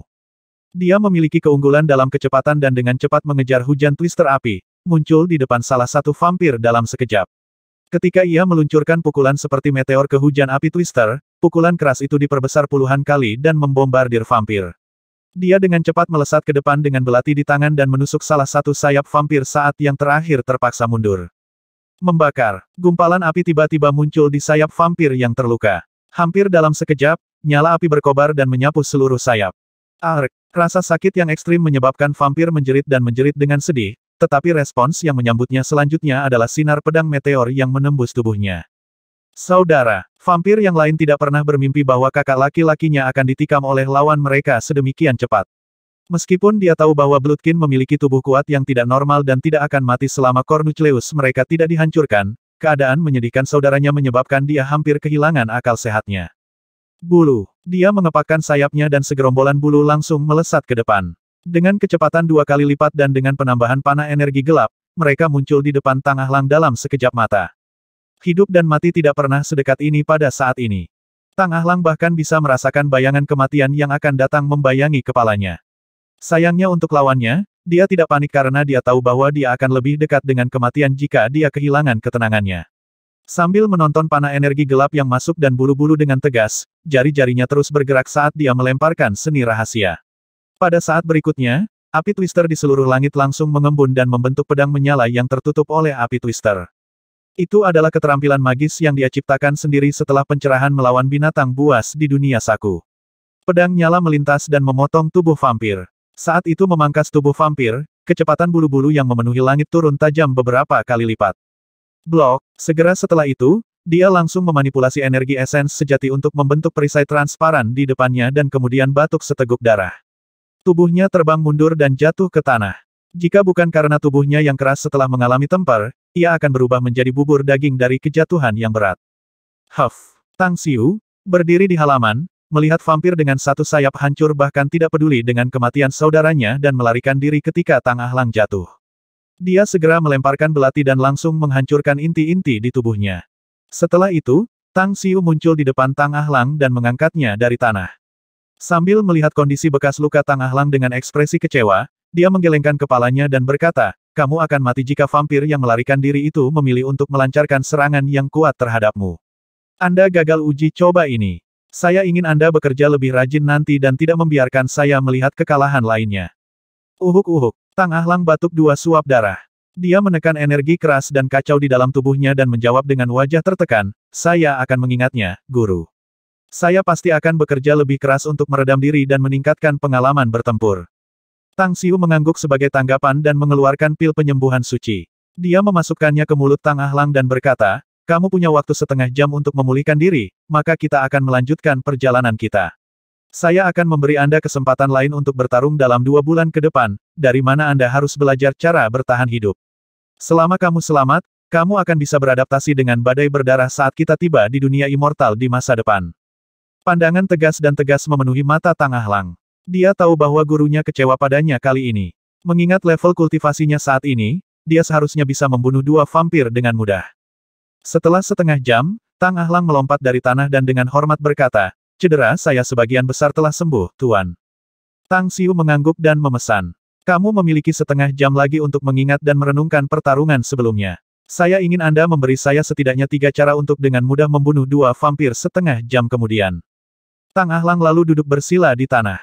Ekspresinya berubah bijaksana dan matanya terus berkedip. Dia mengingat pertarungan itu sedikit demi sedikit dan menganalisanya lagi dan lagi. Akhirnya, metode pertama yang bisa dengan mudah membunuh kedua vampir itu terbentuk di benaknya dan ekspresi malu muncul di wajahnya yang halus. Beberapa menit kemudian, ia dapat menyimpulkan metode kedua. 15 menit kemudian, dia menyimpulkan metode ketiga, tetapi dia tidak menghentikan analisisnya dan terus menyimpulkan lebih banyak. Kecepatan analisisnya berubah lebih cepat seiring berjalannya waktu. Hanya dalam setengah jam, dia menemukan 11 metode untuk membunuh kedua vampir dengan mudah. Ekspresi malu kemudian menutupi wajahnya saat dia mengangkat kepalanya untuk melihat Tang Xiu. Tang Ahlang bangkit dengan mata berkilau. Dia melihat ekspresi acuh tak acuh Tang Xiu dan kemudian dengan hormat berkata, "Tuan, saya ingin memiliki kesempatan lain untuk bertarung." "Berapa banyak metode yang kamu dapatkan dari pertarungan terakhir?" Tang Xiu bertanya. 11. Tang Ahlang menjawab dengan hormat. Alis Tang Xiu terangkat dan dia mengangguk puas. "Kamu akhirnya tidak mengecewakanku. Anda ingin kesempatan lain, jadi saya akan memberikannya kepada Anda. Ayo pergi." "Kemana?" Tang Ahlang bertanya. "Ke tempat aku akan memberimu kesempatan ini." Tang Xiu tersenyum. 2 hari kemudian, Tang Xiu membawa Tang Ahlang ke Korea Selatan. Sepasang guru dan murid bergegas menuju tujuan mereka ketika 2 mobil melaju ke bandara. "Apakah investigasi telah dilakukan?" Duduk di dalam mobil, Tang Xiu bertanya sambil menatap pemandangan yang lewat. Koperasi Intel Kekaisaran Tang Besar memberikan beberapa dokumen kepada Tang Xiu dan menjawab dengan ekspresi hormat, "Yang mulia, Simen Wandai Klan telah membangun sebuah pangkalan rahasia di bagian selatan Korea Selatan, di mana ia telah melatih para pembunuh sejak itu. Masing-masing pembunuh ini adalah elit di antara elit, dan ada total 23 instruktur serta pengawas yang bertugas melatih mereka, semuanya adalah praktisi. 5 dari mereka sebanding dengan ahli Golden Core Stage. Selain dari 2 ahli klan ini yang sering berpindah dari satu tempat ke tempat lain, mereka dapat dianggap sebagai ahli top di negara ini. Nama Simen Wandai ini sepertinya tidak berasal dari Korea Selatan, bukan?" Tang Xiu berkata. Operasi Intel menggelengkan kepalanya dan berkata, "Klan ini memang bukan penduduk asli Korea Selatan. Asal-usul mereka adalah Cina. Seperti Istana Gembira di Jepang, mereka tidak dapat tinggal di Tiongkok di masa lalu dan kemudian pindah ke sini. Perkembangan berabad-abad menyebabkan pemisahan kebangsaan dari asal-usul mereka dan akhirnya membuat mereka membentuk kekuatan independen yang dapat mempengaruhi negara ini. Dapat dikatakan bahwa klan Simen Wandai adalah yang memegang kekuasaan sejati di Korea Selatan. Lebih lanjut, kami menemukan dari penyelidikan kami bahwa nenek moyang klan Simen Wandai seharusnya berasal dari Provinsi Sichuan Tiongkok di masa lalu. Juga, keahlian mereka yang paling dikenal adalah pengalihan wajah. Menggeser wajah. Tang Xiu teringat akan seni tertentu yang tersebar di antara orang-orang di Provinsi Sichuan, Tiongkok. Kemudian pikiran lain terlintas dalam benaknya ketika dia berkata sambil tersenyum, sepertinya layanan operasi plastik di Korea Selatan tidak datang entah dari mana. Menggeser wajah, iya, kedengarannya menarik. Operasi Intel tidak bisa menahan tawa atas dan segera berkata sambil tersenyum, apa yang Anda katakan itu masuk akal, Yang Mulia.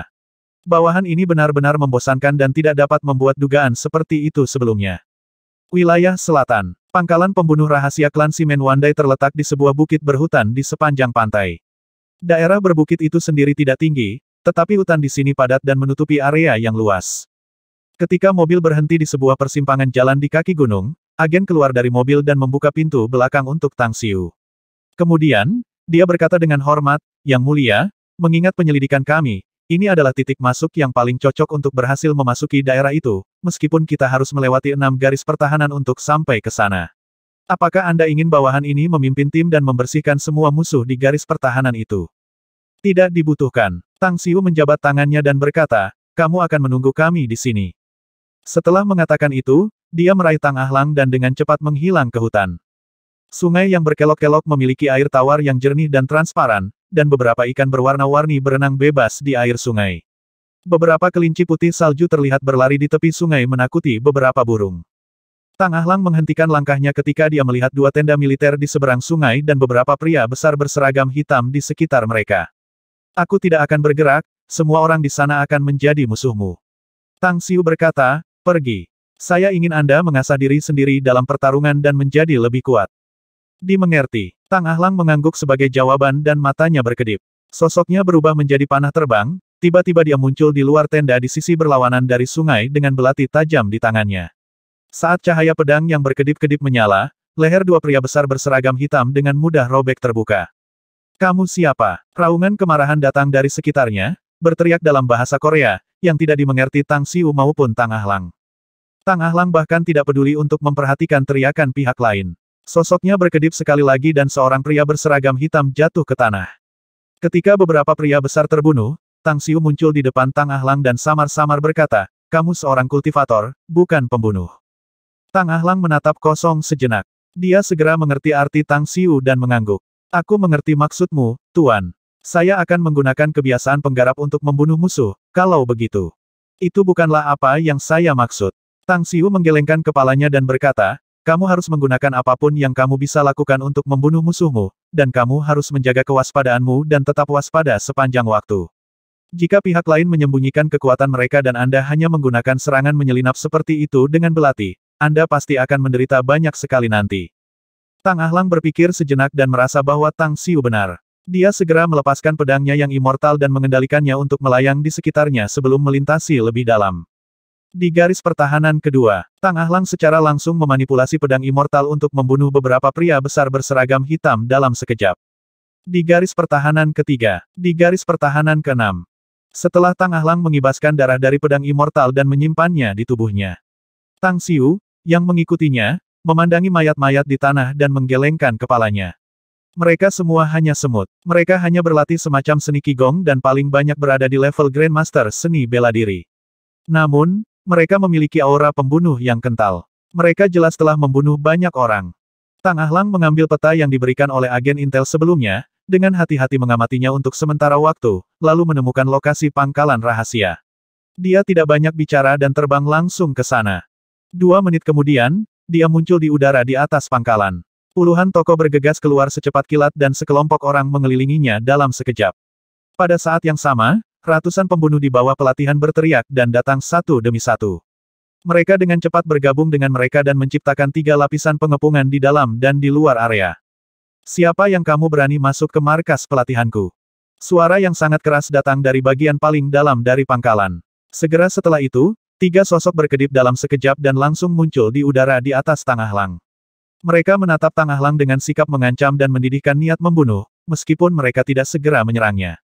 Tang Ahlang mengerutkan kening. Meskipun dia sudah diberi pengarahan di jalan menuju markas ini, dia tidak berharap melihat begitu banyak orang di sini. Yang mengejutkan, banyak dari mereka adalah kultivator, dan beberapa pembunuh yang dilatih bahkan mengeluarkan fluktuasi truki, jelas menunjukkan kekuatan mereka yang dapat dikenali meskipun mereka hanya seniman bela diri. Meski begitu, masih harus ada 2 ahli yang kuat di tempat ini menurut Intel.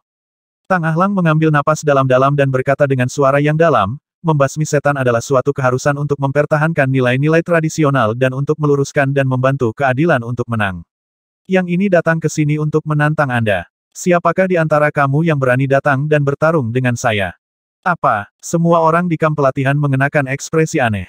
Mereka tidak pernah berpikir bahwa anak bodoh seperti itu akan masuk tanpa izin ke pangkalan dan menyatakan sesuatu yang bodoh seperti membasmi kejahatan dan membela keadilan. Dia berbicara bahasa Mandarin, bukan? Tiba-tiba, beberapa orang yang berpikiran tajam segera menangkap inti dari situasi tersebut. Dari ketiga pria yang berdiri tinggi di udara dengan tatapan tajam, pria kekar berambut keriting dengan jubah hitam itu mengenakan tatapan menghina dan mengamati Tang Ahlang dari ujung kepala sampai ujung kaki. Dia tidak bisa merasakan kekuatan fluktuasi dari anak itu sama sekali, membuatnya heran dan menjadi curiga. Bagaimana anak ini bisa datang ke area yang dijaga ini? Bagaimana dia bisa lolos? Apakah dia kucing buta yang melewati beberapa tikus mati untuk sampai ke sini? Apakah kamu orang Cina, Brat? Pria kekar itu menyipit dan bertanya dalam bahasa Mandarin dengan wajah muram. Aku dari Tiongkok, memang. Tang Ahlang mengangguk. Apakah kamu tiba di sini secara kebetulan, atau apakah kamu memiliki tujuan lain? Lelaki kekar itu bertanya lagi. Atau, apakah kamu datang ke sini sebelumnya dan sekarang ingin membuat masalah? Tuanku menutup saya karena tidak memiliki pengalaman tempur yang sebenarnya, jadi dia mengirim saya ke sini untuk menantang beberapa aula. Tempatmu adalah kamp pelatihan untuk pembunuh, jadi tidak ada di antara kalian yang baik. Saya sudah menyatakan sebelumnya bahwa saya akan memusnahkan kejahatan dan membela keadilan. Aku akan membunuh kalian semua sehingga kamu bisa menjadi orang baik di kehidupan selanjutnya. BWAHAHA. Instruktur dan pembunuh bayaran yang mengerti Mandarin semua tertawa dan memandang Tang Ahlang seolah-olah dia idiot. Pria kekar yang berdiri di udara menggelengkan kepalanya sambil tersenyum masam. Kemudian, dia melambaikan tangannya dan berteriak, siapakah di antara kamu yang ingin mengirimnya ke surga barat? Biarkan aku yang melakukannya. Seorang pria dengan tubuh terbuka-terbuka menyeringai jahat dan langsung berlari ke arah Tang Ahlang, menebas leher Tang Ahlang dengan belati di tangannya tanpa berhenti. Menusuk. Suara samar terdengar, tapi bukan leher Tang Ahlang yang robek oleh pria itu.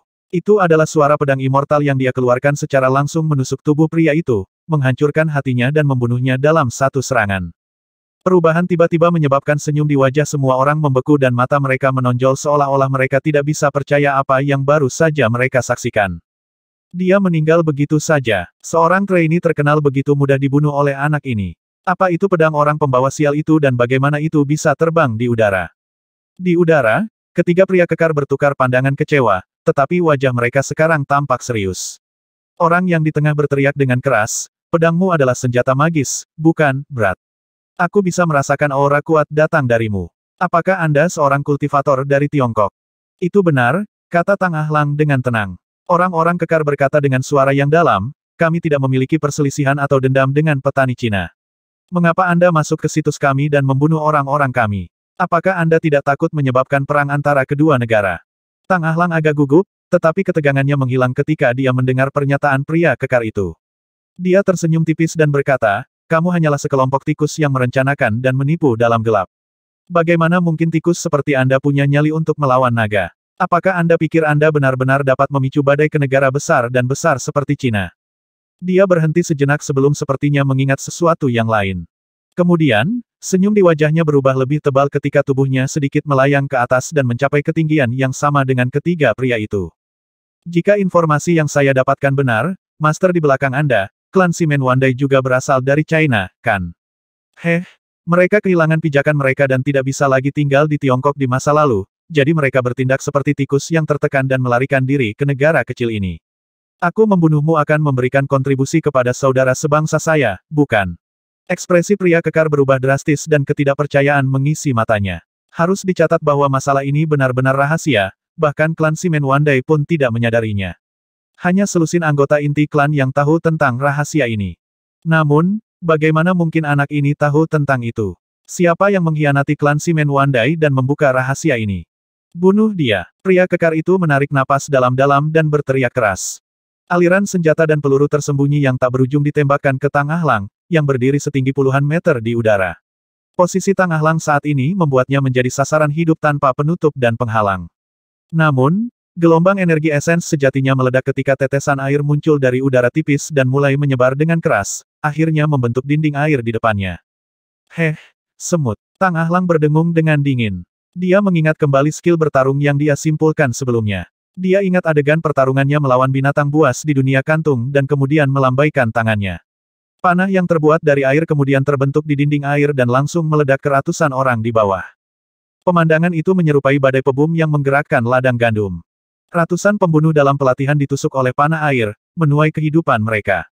Puluhan instruktur kultivator tidak memiliki kesempatan untuk menyelamatkan mereka dan hanya bisa menyaksikan para elit yang telah mereka latih selama beberapa tahun semuanya terbunuh, hampir membuat mereka semua menjadi gila.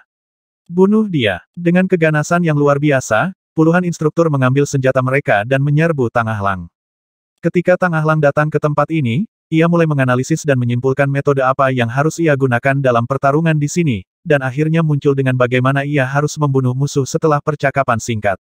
Oleh karena itu, dia sangat tenang saat ini ketika murid-muridnya mulai berkontraksi sedikit, mengamati lintasan bergerak dari para praktisi ini, menghitung kecepatan mereka dan jarak di antara mereka, serta tempat-tempat yang akan mereka tunjukkan selanjutnya.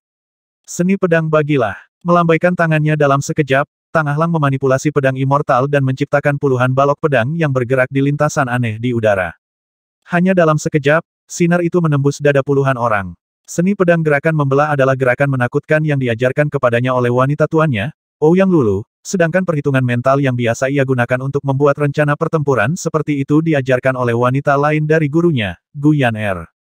Ini adalah pertama kalinya dia menggunakan dua teknik yang baru dipelajari ini dalam pertarungan yang sebenarnya. Hasilnya sangat memuaskannya karena dia menemukan bahwa seni pedang gerakan divide benar-benar merupakan teknik membunuh, sedangkan perhitungan mental dapat digunakan untuk menjernihkan pikiran dan berpikir cepatnya.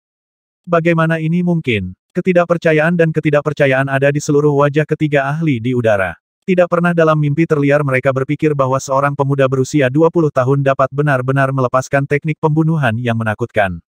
Mereka tidak pernah berpikir bahwa begitu banyak ahli akan terbunuh dalam sekejap seperti ini. Duka dan rasa sakit, amarah dan amarah tak tertahankan. Kecuali untuk pria parubaya yang belum membuat lagi, dua lainnya langsung bergerak dan menyelam seperti Gosyaok. Mereka tidak bisa menunggu lebih lama, ingin memutilasi tubuh Tang Ahlang dan merobeknya menjadi berkeping-keping. Tang Xiu berdiri di bawah pohon 2 kilometer jauhnya sambil menyaksikan pemandangan dengan tenang. Dia secara alami sangat jelas tentang teknik pembunuhan yang baru saja ditunjukkan Tang Ahlang. Dia tahu bahwa itu adalah teknik pedang yang diciptakan Ouyang Lulu yang sesuai dengan seleranya setelah mempelajari berbagai seni mengendalikan pedang di paviliun perpustakaan. Namun, dia tidak berharap bahwa dia benar-benar akan mengajarkannya kepada Tang Ahlang. Rupanya, mereka menyadari niatku untuk melatih Ahlang. Namun demikian, itu hal yang baik karena itu membuat Ahlang lebih kuat dan bocah ini bisa menjadi tangan kanan saya. Dia akan bisa berfungsi sebagai komandan pasukan penaklukan Kekaisaran Tang Besar. Mata Tang Xiu kemudian bergeser ke liontin giok di pinggang Tang Ahlang. Jimat pelindung yang dia berikan padanya beberapa jam yang lalu mampu menahan pukulan kekuatan penuh dari para ahli di Naschen Soul Stage 3 kali. Tetapi ada kemungkinan bahwa Tang Ahlang mungkin terluka parah atau terbunuh setelah terkena setelah 3 penggunaan. Namun, itu adalah sesuatu yang Tang Ahlang sendiri tidak sadari. Boom! Serangan dua pria besar yang tingkat kultivasinya pada tahap inti emas sangat cepat dan keras. Gerakan kedua pria itu cepat, secepat sambaran petir, saat mereka mengacungkan pedang mereka untuk berselisih dengan Tang Ahlang dengan marah. Jika bukan karena kecepatan cepat Tang Ahlang, sangat mungkin dia akan dipukul dan dibunuh oleh mereka. Namun, meskipun lebih unggul dalam kecepatan, Tang Ahlang masih harus menghadapi bahaya berbahaya yang bisa menuai hidupnya kapan saja. Mata ganti mata dan darah ganti darah. Pria kekar yang berdiri di udara akhirnya bergerak. Sosoknya berubah menjadi seberkas cahaya dan muncul di depan Tang Ahlang dalam sekejap. Namun, pukulan pembunuhannya bukan dari tangan kanannya yang meninju Tang Ahlang, tetapi dari kawat perak mengilap yang melilit rambut di pergelangan tangan kirinya dan lonceng tembaga diikat ke ujung kawat perak. Bang! Tang Ahlang dengan cepat menghindari pukulan secepat kilat, tapi dia tidak melihat kawat perak sepanjang 10 meter dengan bel tembaga di ujungnya yang mengenai punggungnya. Puah! Dia batuk seteguk darah dan merasakan sakit yang membakar di punggungnya. Nyaris mempertahankan bentuknya, Tang Ahlang dengan cepat bergerak ke arah berbentuk busur seolah-olah dia adalah daun yang jatuh. Namun, masih terpengaruh oleh pukulan itu, pinggang dan lengannya ditusuk oleh pedang dari dua pria kekar lainnya. Darah mengalir dan mewarnai pakaian Tang Ahlang merah. Namun, rasa sakitnya menyadarkannya dan dia malah menjadi lebih tenang. Proses perhitungan dalam benaknya sudah berjalan secepat kilat dan pikirannya sekarang mampu berpikir 100 kali lebih cepat dari otak orang normal. Meskipun kecepatannya tidak bisa menandingi kecepatan kecerdasan buatan, itu masih menakutkan mengingat fakta bahwa ia adalah manusia. Tingkat pencerahan tertinggi. Pada saat ini, Tang Ahlang tampaknya memiliki mata di punggungnya. Pedang immortal yang sebelumnya di depannya melintas di bawah lengan kirinya dan langsung menusuk perut seorang pria kekar. Pedang itu bahkan tidak berhenti setelah penetrasi dan berkedip lagi untuk menangkal tebasan pedang yang diacungkan oleh pria lain. Segera setelah itu, pedang immortal melesat ke atas dan tampaknya bergerak cepat untuk 100 kaki secara instan. Namun, pemandangan itu ternyata menjadi fatamorgana, sementara tubuh pedang yang sebenarnya memotong lengan kanan pria kekar itu tanpa dia bisa menghindarinya. Arai pedang segi 8. Tang Ahlang hanya menggunakan gerakan itu sekali, tapi dia sudah sangat mahir di dalamnya. Lapisan gambar pedang tumpang tindih dan membentuk formasi pedang dan sepenuhnya menutupi 3 ahli tahap inti emas.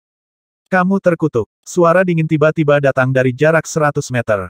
Dua sosok berkedip dan bergerak secepat kilat dan muncul di depan arai pedang segi 8 dalam sekejap. Lampu merah meledak dari cermin tembaga dan formasi pedang decagonal langsung hancur, sementara tangan lain mengacungkan palu godam dan membombardir pedang immortal. Wah, palu godam itu dipotong 2 oleh pedang immortal, tetapi Tang Ahlang akhirnya menyemburkan seteguk darah dan terbang terbalik ke belakang, sementara immortalnya berputar dan terbang kembali, menyebabkan suara siulan, dan akhirnya melayang di sekelilingnya. Berapa lama Yang Mulia ingin sembunyikan dalam gelap? Apakah kamu benar-benar tidak takut bahwa kita akan membantai anak kecil ini? Dari 2 orang yang baru tiba, pria berambut abu-abu dengan wajah yang tampak muda dengan dingin melihat ke arah tempat Tang Xiu berdiri. WHOOSH. Tang Xiu langsung muncul di dekatnya dan tersenyum berkata, "Yah, aku masih khawatir bahwa lawan yang aku pilih untuk muridku terlalu lemah untuk melayani sebagai penempur. Saya tidak pernah berpikir bahwa kalian berdua akan muncul. Namun demikian, Anda berdua telah membuat kekhawatiran saya hilang. Anda berdua tidak buruk. Kekuatan Anda dapat menyaingi para ahli dinas Chen Soul Stage dan Anda kemungkinan memiliki beberapa teknik pembunuhan juga. Itu cukup bagus." Pria berambut abu-abu itu langsung mengirim ketiga pria itu pergi dan kemudian menatap tajam pada Tang Xiu, berkata, "Siapa kamu, Mister? Saya tidak berpikir klan Simen Wandai memiliki permusuhan dengan Anda. Mengapa Anda tiba-tiba datang ke sini dan bahkan membunuh orang-orang kami? Kau tahu, yang lemah sepertimu hanya bisa berfungsi sebagai batu loncatan bagi yang kuat." Tang Xiu tertawa kecil. "Tapi alasan sebenarnya mengapa aku memilihmu adalah karena kalian bisa berfungsi sebagai alat penempaan dan penajaman bagi muridku. Namun, fakta bahwa Anda semua adalah orang jahat. Kalian semua berbau darah, jadi aku tidak akan bersalah membunuh kalian semua. Sejujurnya, aku agak senang, karena membunuh orang jahat pasti bisa menyelamatkan banyak orang baik." "Huff, apa kau benar-benar berpikir kami takut padamu?" teriak lelaki berambut abu-abu itu dengan marah. "Kamu akan menjadi, itu sudah pasti." Tang Xiu tertawa, "Tapi kamu bisa yakin bahwa aku tidak akan terlibat dalam pertarungan antara kalian dan muridku. Tidak peduli seberapa keras kamu berusaha menyelamatkan dirimu, kamu hanya akan mati kecuali kamu bisa membunuh muridku."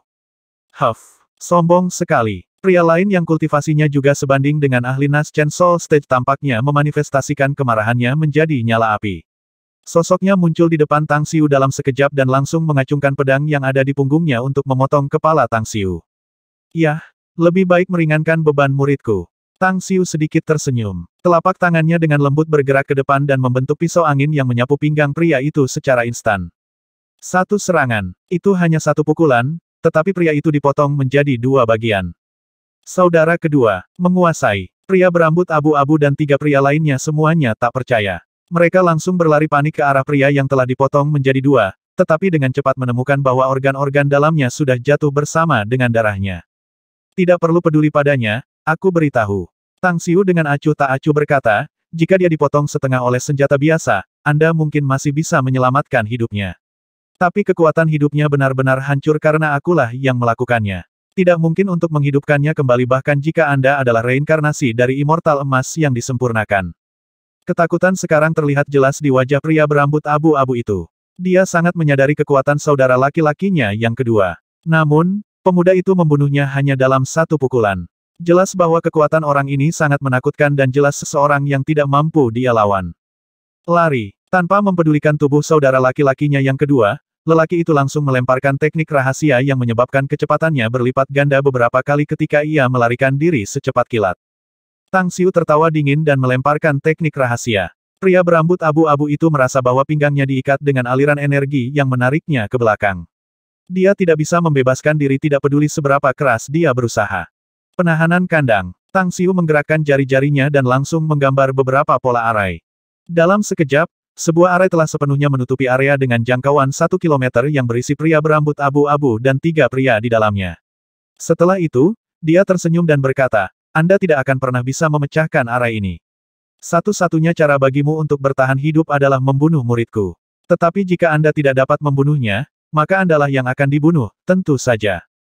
Ditembak dengan trik lama yang sama satu demi satu memang memberikan efek yang sangat signifikan. Keempat pria itu menekan ketakutan mereka setelah mendengar pernyataan Tang Xiu dan langsung menyerbu Tang Ahlang untuk membunuhnya. Kecepatan mereka sangat cepat dan kekuatan yang mereka keluarkan sangat kuat. Ditambah dengan kerja tim mereka dan area gerakan yang terbatas pada radius 1000 meter, Tang Ahlang akhirnya menghadapi pertarungan yang mendebarkan dan berbahaya yang hampir membunuhnya beberapa kali. Pada awalnya, Tang Ahlang hanya bisa terus menghindari mati-matian sebelum dia secara bertahap beradaptasi dengan irama serangan pengepungan. Pikirannya bahkan dapat menghitung lebih cepat dan kemudian dia mulai melawan balik. Meskipun kekuatan serangan baliknya tidak signifikan pada awalnya, itu terus meningkat. Hanya dalam 10 menit, ia sepenuhnya beradaptasi dengan ritme pertempuran dan mulai menekan 4 orang tanpa mereka mampu melawan. Seharusnya segera berakhir, ya. Setelah melihat hingga saat ini, Tang Xiu sudah sangat puas. Mati. Pedang immortal yang dikendalikan oleh Tang Ahlang tiba-tiba meledak. Itu seperti matahari telah meledak di depan 4 orang. Segera setelah itu, keempat murid laki-laki itu menyusut dan mereka hanya bisa menyaksikan ketika pedang menembaki mata mereka. Tidak ada dari mereka yang bisa menghindari serangan tidak peduli seberapa keras mereka berusaha. Engah. 4 mayat jatuh bersama dengan kepala mereka yang terpenggal.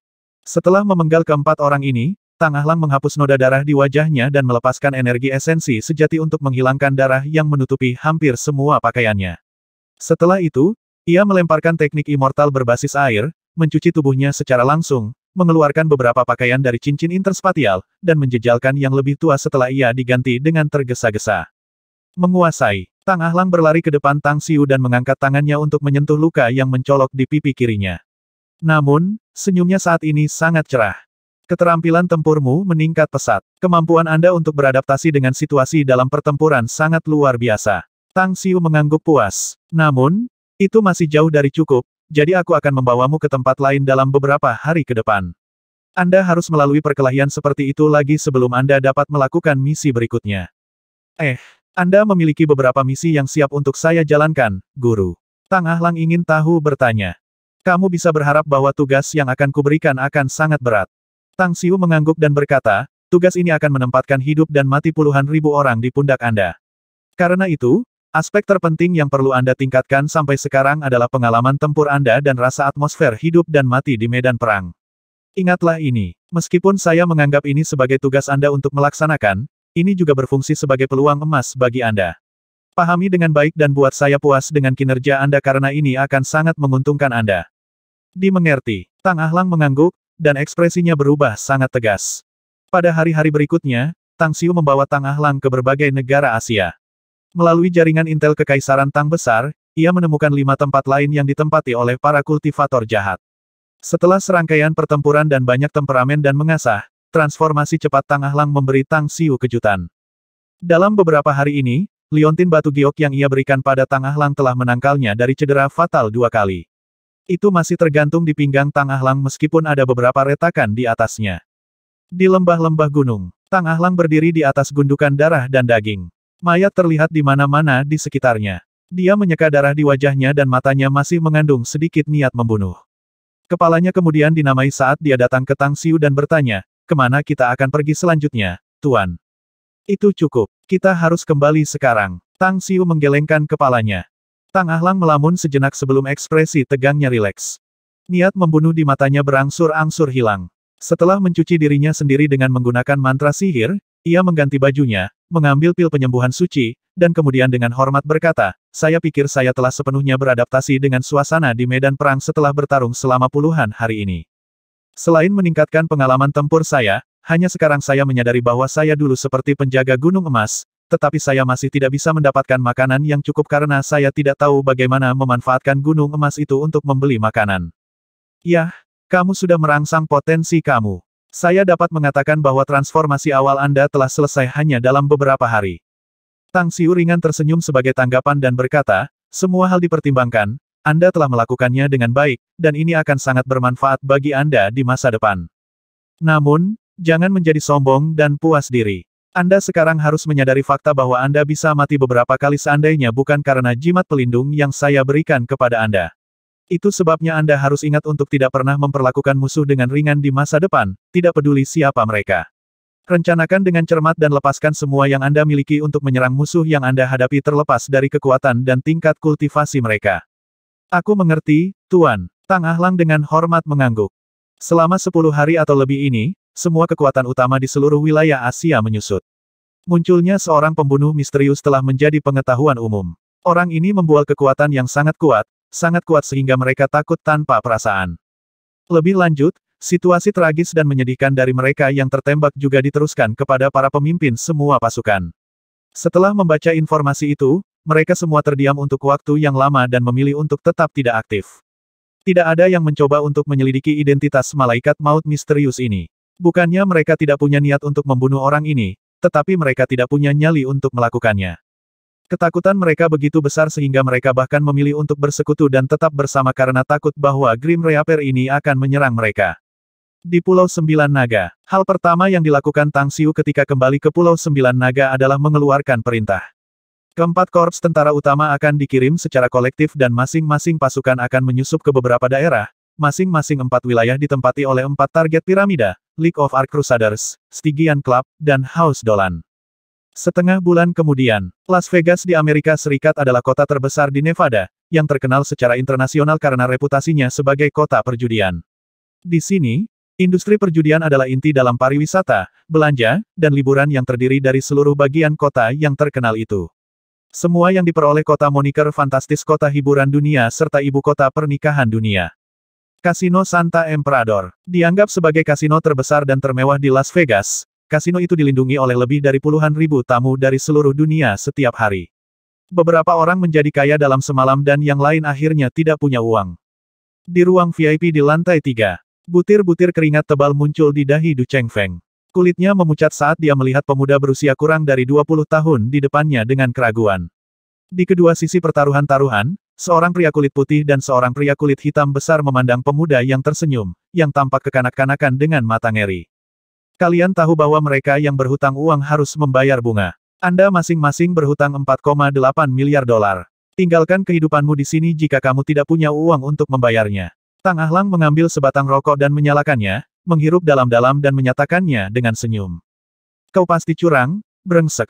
Pria hitam kekar tiba-tiba bangkit, berteriak dan memelototi Tang Ahlang dengan marah. Pria kulit putih itu mengikuti dan berteriak dengan marah, itu benar.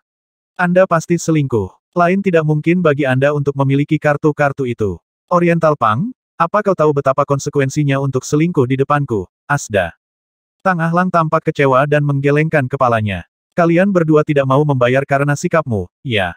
Jika aku ingat dengan benar, mereka yang tidak membayar utangnya di sini akan diurus oleh bos tempat ini bahkan jika aku tidak membunuhmu. Bagaimana denganmu? Apakah Anda benar-benar menolak untuk membayar hidup Anda dan memilih untuk mati di sini? Pria kulit putih itu berbalik untuk melihat seorang pria parubaya dan berteriak dengan keras, Manajer Philip, saya ingin jaminan dari kasino Anda. Pang ini pasti curang. Saya ingin dia dihukum. Di dekat meja judi, seorang pria parubaya kuno yang mengenakan kacamata berbingkai emas perlahan menggelengkan kepalanya dan berkata, dia tidak curang. Kami memiliki 16 kamera pengintai di ruang VIP ini, bersama dengan 16 staf kasino. Bahkan dealer sendiri tidak menemukan dia selingkuh. Semua dalam semua, Anda berdua telah kehilangan hari ini, jadi Anda harus membayar, meskipun 4,8 miliar dolar bukanlah jumlah yang kecil. Apakah kalian mendengar? Tang Ahlang tertawa dan berkata, mereka yang berjudi pasti siap kalah.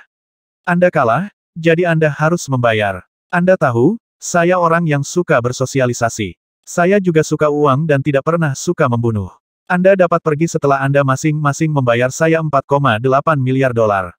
Selain itu, Anda tidak hanya akan mati, tetapi bahkan teman dan keluarga Anda juga akan menggigit debu. Keputusasaan memenuhi mata Du Chengfeng. Dia mengambil sapu tangannya, menyeka keringat di wajahnya dan dengan getir berkata, Sobat, kau tahu pepatah untuk tidak mengundang bencana ke keluargamu, ya. Hari ini, Du Chengfeng mengakui bahwa saya tidak punya banyak uang. Saya hanya bisa menghasilkan paling banyak 300 juta dolar. Jika kamu harus membunuh seseorang, bunuh saja aku, tetapi tinggalkan keluargaku dari sini. Bunuh dia, kamu mati. Pria kulit putih kekar dan pria hitam menarik pistol dari pinggang mereka pada saat yang sama. 8 pengawal yang mereka bawa juga mengikuti dan mengarahkan senjata mereka ke Tang Ahlang, siap untuk menembak. Bang! Bang! Bang! Serangkaian tembakan terdengar, dan pria kulit putih dan kulit hitam tiba-tiba jatuh ke genangan darah mereka sendiri pada saat yang sama. 8 pengawal mereka semua juga dibunuh dengan kejam oleh 10 penjaga keamanan kasino. 2 pengawal Du Chengfeng juga mengeluarkan pistol mereka, tetapi mereka tidak menarik pelatuknya dan hanya berdiri di kedua sisi Du Chengfeng, tampak waspada dan siap menghadapi serangan apapun. Adik laki-laki. Bibir Du Chengfeng menggeliat beberapa kali sebelum akhirnya berteriak dalam bahasa Cina. Dia merasa bahwa menggunakan bahasa itu bisa menjadi alasan terakhir yang bisa menyelamatkan hidupnya karena dia curiga bahwa Tang Ahlang adalah warga negara Cina. Ini juga pertaruhan terakhirnya. Dia mungkin bisa menyelamatkan hidupnya yang miskin jika dia bertaruh yang benar, tetapi jika dia salah, dia tahu bahwa dia benar-benar akan menggigit debu di sini hari ini. 1270